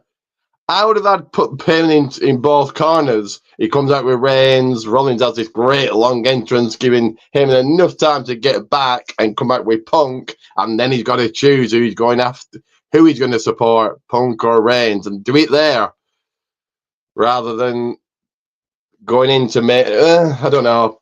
I'm gonna tell you why that idea doesn't work. One, it's not realistic. Paul Heyman don't move that fast. I don't know what Paul Heyman you've been watching, but Paul Heyman don't move that fast. Oh man. That's number one. Paul Heyman doesn't move that fast. Number two, I don't care how long that ramp is. Paul Heyman don't walk that fast. It could be 2 feet long and he's still not walking that fast. You know what I mean? Like that means he will have to walk past Seth Rollins to do it. It's not going to happen. Or he would have to go through the crowd, find his way to the back. That's just a lot. That's one. Two, this plays more into the psychological warfare, right? For Roman to not have Paul Heyman by his side during a WrestleMania match messes with his head more because he doesn't have a wise man right next to him, maybe calling out some things, right? Now he got to hear Paul Heyman's voice helping out CM Punk. That's like Macho Man Randy Savage seeing Miss Elizabeth being Hulk Hogan's manager, right? In a match versus Randy Savage. Like, that's like your girlfriend hooking up with your best friend and now they're together and you're like, I can't do this.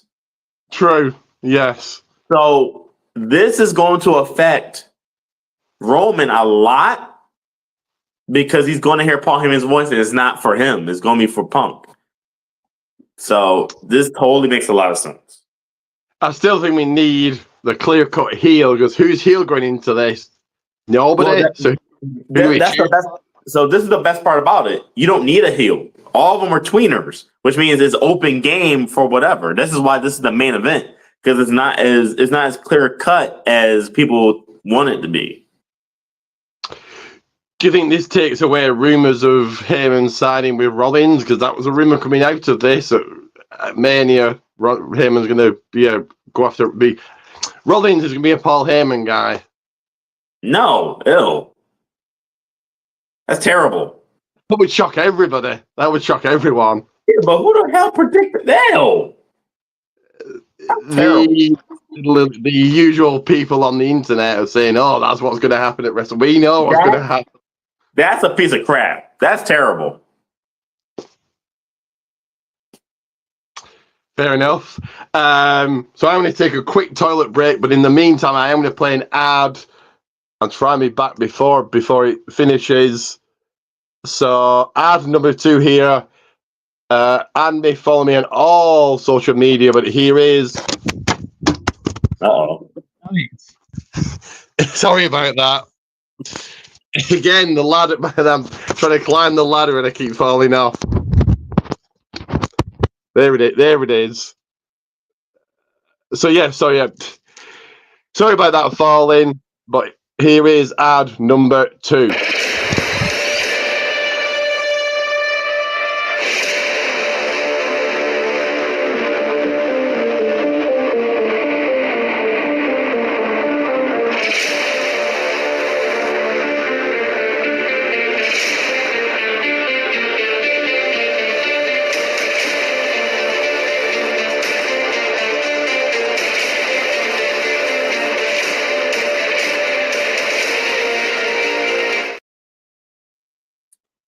That is Yes, right. that is right. Follow me on everything.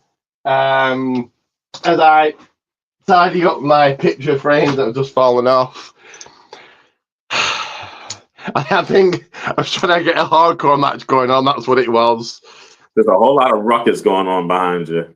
Yes, behind the scenes, we've got Crush Holly here, Hog Holly. Cam trying to have a match while I'm trying to do this. Anyway, let's go into our final segment here, which of course is this right here.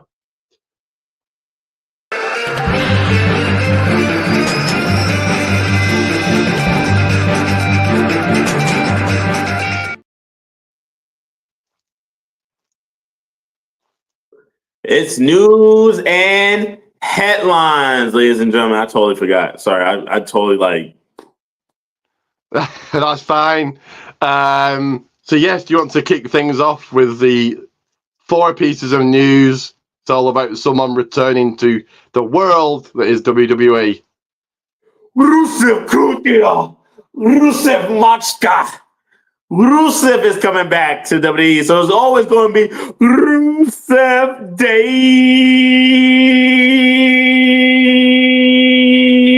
Yeah.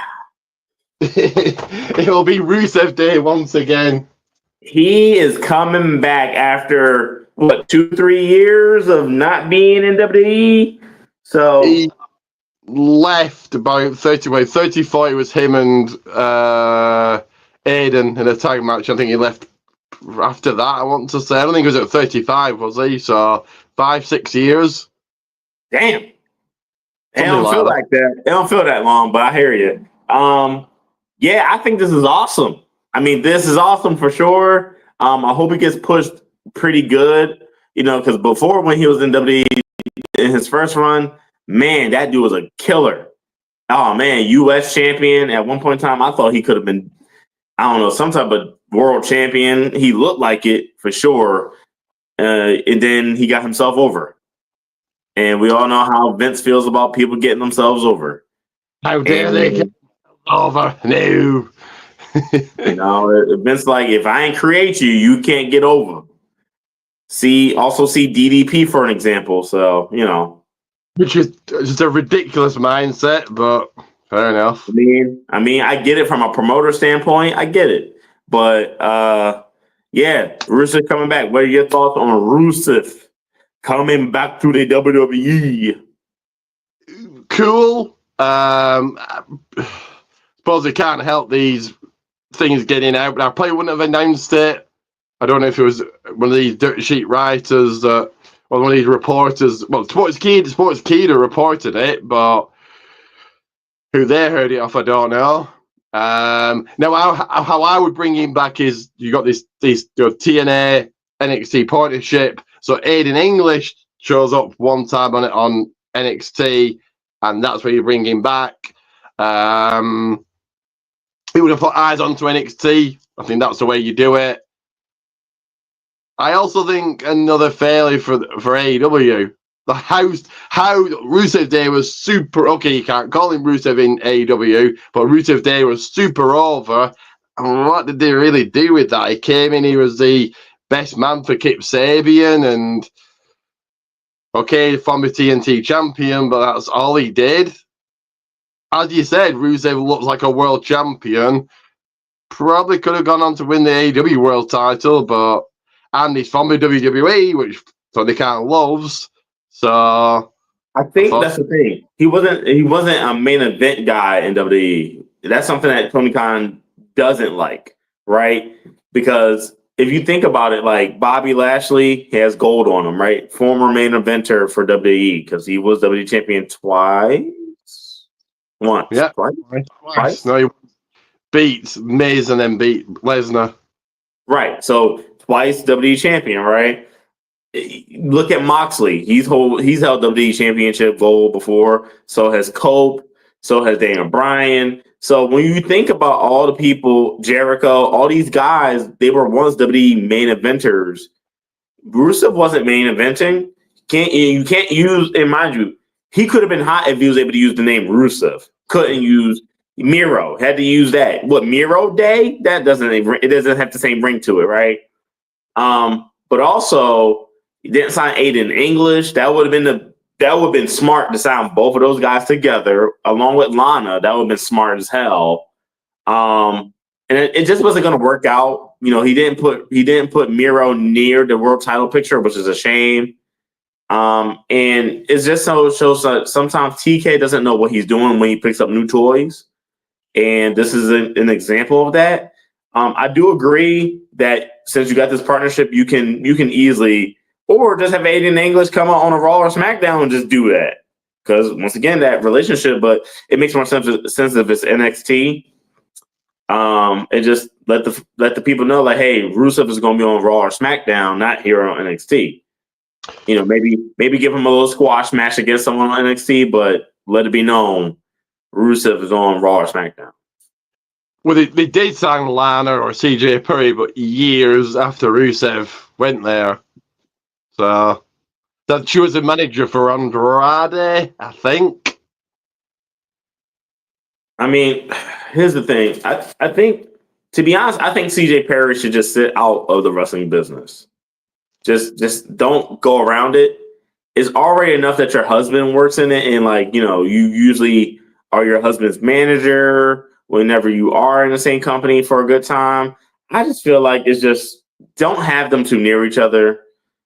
I think Lana might see that she's better off not going into the ring, which is fine.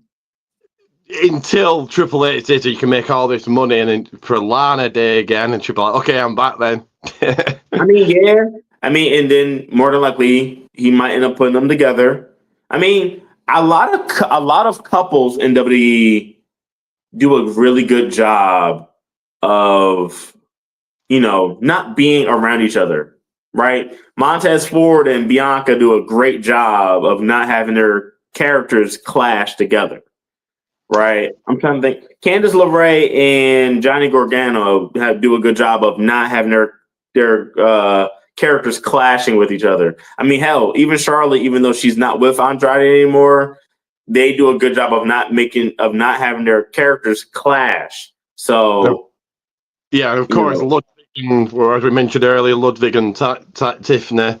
Yeah, Ludwig and Tiffany. Once again, their characters don't clash. Jimmy Uso and Naomi. That's another one. So it's more so one of these things where it's like, all right, well, if I bring you back, you ain't managing your husband like you did before. You're going to stay away from him. But also, has she gotten better in the ring, right? Like, these are things. Probably not. So it's either she's a manager or keep her away from Rusev, or she don't get involved with the business. But speaking of Tony Khan, so Collision for 1 week only is moving nights. So instead of a Saturday, it's going to be on a Thursday, WrestleMania week. So two things here. I think if they're getting the TNA special on the Thursday, I would imagine WWE wants to stack now. Not that they feel that AEW is competition, but they're probably like, you want to put it on a Thursday? Watch this. Also, this tells me Tony Khan is concerned about ratings, but then he does crap like the Spike Spot that pushes people away. So he doesn't really care about ratings. Why not just keep it on the Saturday and put on the best possible show he can do? If it gets low ratings, it gets low ratings. So what? Anyway, your thoughts on it? I think Tony Khan, Collision's moving on the WrestleMania weekend day? Just 1 week. Instead of Saturday, it'll be on a Thursday. So here's the thing. You have that's your feel about it. I think that's smart. Because Stand and Deliver is also on Thursday, on Saturday, isn't it? So to be fair, right, to make sure that this week is max, because mind you, WrestleMania week is not just about WrestleMania. It's about every single show that happens within that frame, right? That Raw before WrestleMania, that NXT before Stand and Deliver. Other shows are going to be affected by it too, not just WWE products, but all shows, right? GCW is probably doing something. MLW is probably doing something. not Ring of Honor. NWA is probably doing, like, all these companies are doing something. So it makes sense. TNA, it makes sense that, and plus also Thursday is also the day that Impact comes on. So that's going to be interesting too. But it makes sense for Tony Khan to be like, let's move this show to a different day, because why am I competing with Stand and Deliver and WrestleMania Night 1? That's stupid as hell. True. And I want ratings, right? Ratings is how you get kept on TV. But he doesn't really booking Moxley going into Spikes. How does that pull in ratings? That's Easy. just one. No, that's easy because people want to see what's going to happen next. And this just come into my mind. You said, "Oh, it'll get people talking." It has, but how quickly have people moved? How many people said? And I've not seen anybody say that Moxley thing was a great idea. I've seen a lot of people bury it, but a lot of people have said, "Stupid, move on," and that's it. And that's mostly what AEW does. Stupid idea, move on, next. But those same people that had said that was stupid, more than likely probably watch the next week. But it's just next. Whereas it's like, what's the next stupid spot they're going to do? Just But guess what? They're watching. Our ratings don't look at how smart it was. Ratings look at how many people's watching it. True. So no matter how stupid it is, people gonna watch it the next time they see it. That's just like ECW. A lot of people hated ECW, and they still watched it. So keeping with the AEW, and so for those any viewers that saying I hate AEW, why won't we covering anything, any news or anything? I dislike them, but I don't completely hate them. If that makes sense. So I'm watching Dynamite Dynasty tomorrow. So I don't completely 100% hate them. Anyway, keeping with the AEW feel of things. So All In this year will be earlier on July 12th because, get this, AEW feel that Saturday night's, and okay, Cena's on it, fair enough, but Saturday night's main event is competition. A throwaway 2-hour filled with ads, glorified house show is now competition. Again, Cena's on it, so I get it, but still. Yeah. Your thoughts? Once again, I think it's smart maneuvering because I think most shows that WWE will do, AEW feels like, we probably can't compete with this because the production value is better and just everything about the show is better. And WWE has a humongous following compared to AEW. So once again, it's about making the smart move, not just a move. Again, I'm not a booker and never going to be, but if I'm a wrestling booker, okay, WWE's massive. But if I run a UK company, and this is usually the case, you'll have 3 or 4 companies doing shows in the same day, if that makes sense. So you'll have 3 or 4 shows going on, same time, same day. If I'm a booker, I'm going to put on the best show I possibly can. Screw the competition, screw whatever else is going on. I'm going to put on the best I can, which would be my thoughts.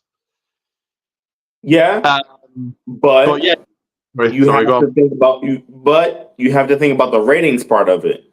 Your job as a booker, promoter, whatever you want to call it, is to ensure that your product is the most watched. Yes, you can go the competition route, but as you just said, Cena's on it, and we don't know where Cena is going to be on the card. So that's already a big money-making person on a glorified house show, but it's a televised glorified house show. It's something that's still taking away fandom, and it might be people that, and mind you, people might want to go back and forth and clicking, while other people probably don't want to go back and forth and click. I bet Cena doesn't even wrestle, but could be wrong. I bet he just shows up and talks, but who knows? But yeah, you've got the final news story concerning what's happening in 2 weeks' time. What the hell's happening in 2 weeks' time? You know, a little show called WrestleMania. Oh, what about it? The tickets. Okay, I'll announce it next. Man, listen, I don't remember saying I wanted to cover that. Sorry. Yeah, I mean, tickets have not been selling too great. This could be because of pricing, but more than likely, we already know Marks buy the damn tickets. So it's not because of that; it's because of the build. This is where we kind of get into our opinions about why the tickets are low. In my opinion, the tickets are low because the build has been very slow for WrestleMania this year. The build has not been to where I feel like the standard it should have been for a build for WrestleMania. I mean, obviously, yes, we're never going to get a Rock and Stone Cold build, right? We're never getting those ever again. Hell, we're not even getting a WrestleMania 40 build, right? WrestleMania 40 was already finished by this time of the year last year. Which, if you ask me, and yes, I am going to play the Homer game on this one. WrestleMania 40 is probably the best WrestleMania that's ever happened. I don't care what no one says. Not 17 then. I'd say 17. But... I'm going 40, then 17. Okay. The build for this year's WrestleMania has been slow. It hasn't been as good, and I think that's due to the fact that we've had we got part-timers. The championship in WWE, sadly, the WWE championship, the number one contender is a part-timer. He's not showing up every week. That's boring, right? At least around this time of the year last year, we had Cody on every Monday and Friday. We had Roman coming on every Monday and Friday. We had the Bloodline, someone from the Bloodline every Monday and Friday. And I think we would see Jey Uso. Like we would hear Rhea and Becky talking to each other every week. We would have Io and Bayley talking every week. Like we had stuff going on last year around this time. This time last year, you had Rock on every Raw, SmackDown heading into Mania. That's what I said. Somebody representing the Bloodline. This year, The Rock ain't around. Cena's barely around. Cody is the one that has to keep that damn storyline afloat. And to be fair, and this is not no slight on Cody at all. I think Cody's doing a damn good job doing this on his own. It takes two to tango. In wrestling, you need two people to do the thing to help build something. Why is it that Naomi and Jade have a better program technically than Cena and Cody? They have a better program. Tiffany and Charlotte now have a better program because John's not here every week. John's not here every week cutting a promo. Like, come on now. Like, so to me, this WrestleMania week that's coming up, it don't feel the same. It's not there. It doesn't have that same amount of oomph to it. And it's a shame because usually the headliners, the WWE Championship, it ain't the same level that was last year. Now you can say like, well, the Bloodline storyline is an incredible storyline to overcome. It is. Absolutely. But the Cena selling his soul to the Rock thing should have been easy to sell. You know, I guess a champion that's fighting hard, whatever. This should have been a real easy selling point. This has become a nightmare. Not a good one, not an American one, Cody. This has been a hard one because the rest of the WrestleMania card isn't even made up either. So that's the part that makes it even worse. The rest of the WrestleMania card is not there. And as a fan, now they got to rush this week. This week they have to rush. Monday has to be rushed and put it all together finally. You know what? NXT is the only one that's doing a pretty okay job. They at least got some of their stuff together for Stand and Deliver. SmackDown has to be rushed too. Like, yo, let's put this together for WrestleMania. We should have a full card by then. And I get it, Triple H. It's hard to come up with a match card for 2 nights. I'm not saying I can do that job. What I am saying is, us as WWE fans, we're used to a standard, and Triple H has fallen below that standard this year. So a few thoughts. First of all, really quick, how over is Cena that this whole European tour is built around his movie schedule? That's how over Cena is. Don't do that for anybody else. Won't do that for, if, I don't know.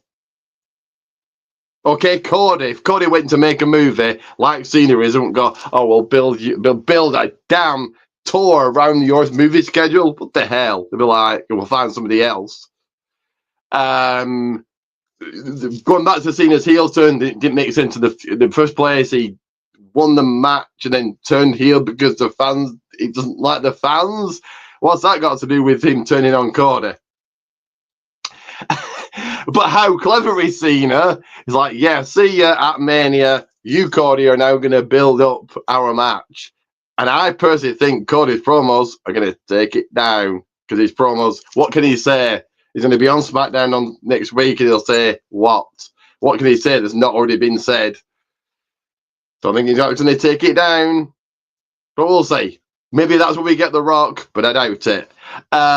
So Mania tickets, I think, is 4 reasons. One is, yes, the build. So ticket prices are horrendous. And then what are you getting? So reason number 2, what are you getting for those tickets? You're getting Orton versus Owens, Jade versus Naomi, Drew versus Priest, LA Knight versus Jacob. None of these are really WrestleMania matches. Also, they're still putting those matches together. The build has been weak. And add in, it's Easter weekend where most people will want to stay home with their family. So, Yeah.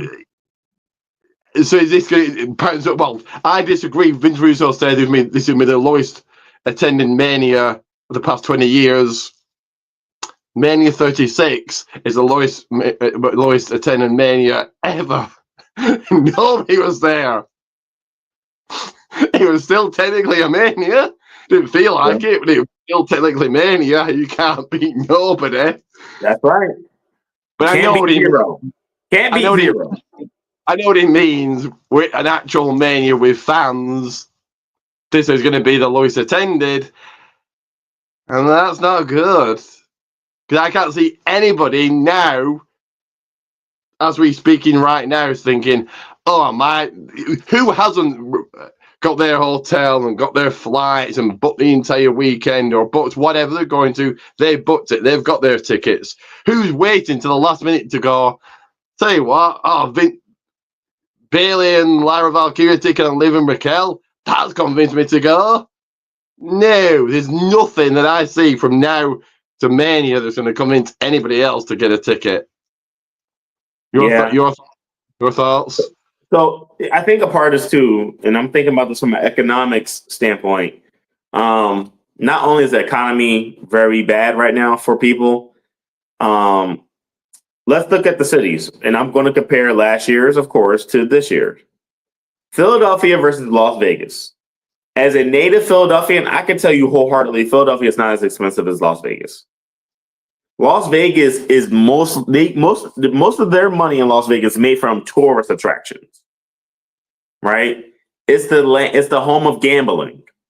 Literally, it's the home of gambling. Sin City. Las Vegas is expensive. A flight to Las Vegas is expensive. Staying in a hotel in Las Vegas is expensive. Nevada is an expensive state. Pennsylvania is not an expensive state. It's very middle of the road. And Philadelphia is one of the most expensive parts of Pennsylvania, and it's still middle of the road when it comes down to some of the most major cities in the United States. Like I said, Philadelphia is the 5th largest city in the United States of America. There's plenty of places you can stay at. I remember going to a little event during that weekend. It was called Wrestle Rumble. It was like a wrestling nightclub kind of thing, where the DJs just playing only like wrestling theme songs. And I met people that was coming from Canada, people that's coming from Ireland, Italy, France, and all over the United States. And they're like, yo, Philadelphia is super affordable. I love this place. Like, this is great. And I'm like, oh, well, I'm glad you love my city. That's what's up. And they was like, yeah, I feel like this is gonna be the best WrestleMania, et cetera, et cetera. From an economic standpoint, Las Vegas is rough on people's pockets. It's already enough that WrestleMania is a lot and there's a lot of events and all that. But is that, and this card is just not completed yet, and it's not making people want to be like, oh, let me buy a ticket. And this is not the kind of WrestleMania that you want to buy a last minute ticket for. It's just not. Yeah, like it could be Damian Priest versus Drew McIntyre and Chelsea Green versus Zelina Vega. Yes, give me a ticket now. I don't care how much the hotel and flights are. I'm going. Like, think about last year, right? So when Seth Rollins was the World Heavyweight Champion, right? The build was Drew McIntyre wants that title, and Seth Rollins is too busy worrying about other stuff. Guess what? Drew was too. He was worried about CM Punk, and guess what? He got cashed in on. The Money in the Bank briefcase, where is it? It was already cashed in. Right? Money in the Bank was already cashed in. That's a waste. We don't got nothing for real. Everything's just a straight up match. All the matches just gotta be made. And I'm sure we're so good. I mean, listen, I'm happy I'm going to be entertained from my damn couch. But last year, I was jealous. Yeah. Usually this time of year. Sorry. I wish I was there. And most WrestleManias, I wish I was there. You know, I wish I was there for 39 and 100%. Of course, I wish I was at 40. This year at 41, I'm like, yeah, I can sit out of this. Completely agree. Usually at this time of year, I'm like, oh, I wish I was going. All these people are going to be going to the SmackDown Hall of Fame 2-night Mania. They're getting all of this, and I'm not going. But I'll still watch, of course, and enjoy it. But I'm not going this year. I agree. Like, I don't. Well, I would still love to go to a Mania, and if we ever get one in London, I'll be going.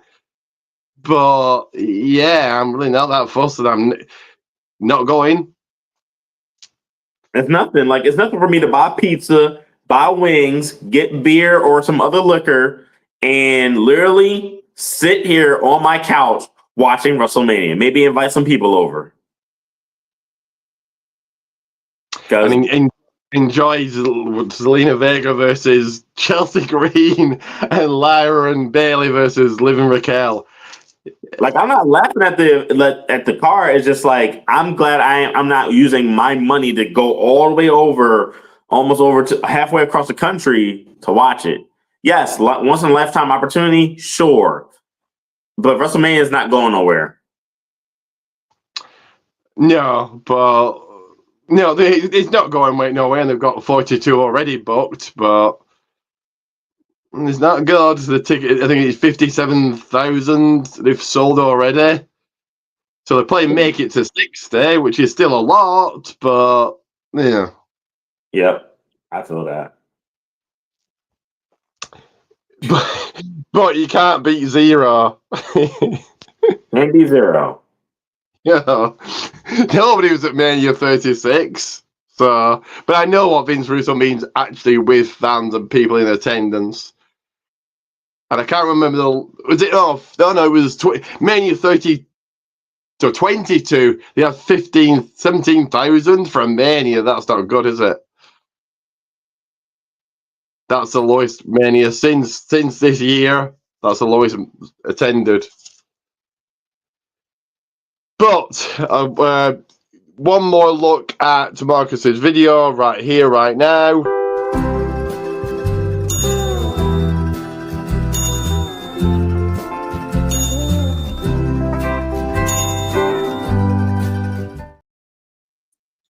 There it is right there. Go and like and subscribe to his channel. Your food and drink review needs, there it is right there. It's in the description. You have no excuses not to go subscribe right here, right now, or we are coming for you to rock bottom your candy houses, jabronis. But do like and subscribe to this. I will be doing, as I did with Revolution, I mean with Dynasty tomorrow, reactions, so match reactions tomorrow. So look out for those.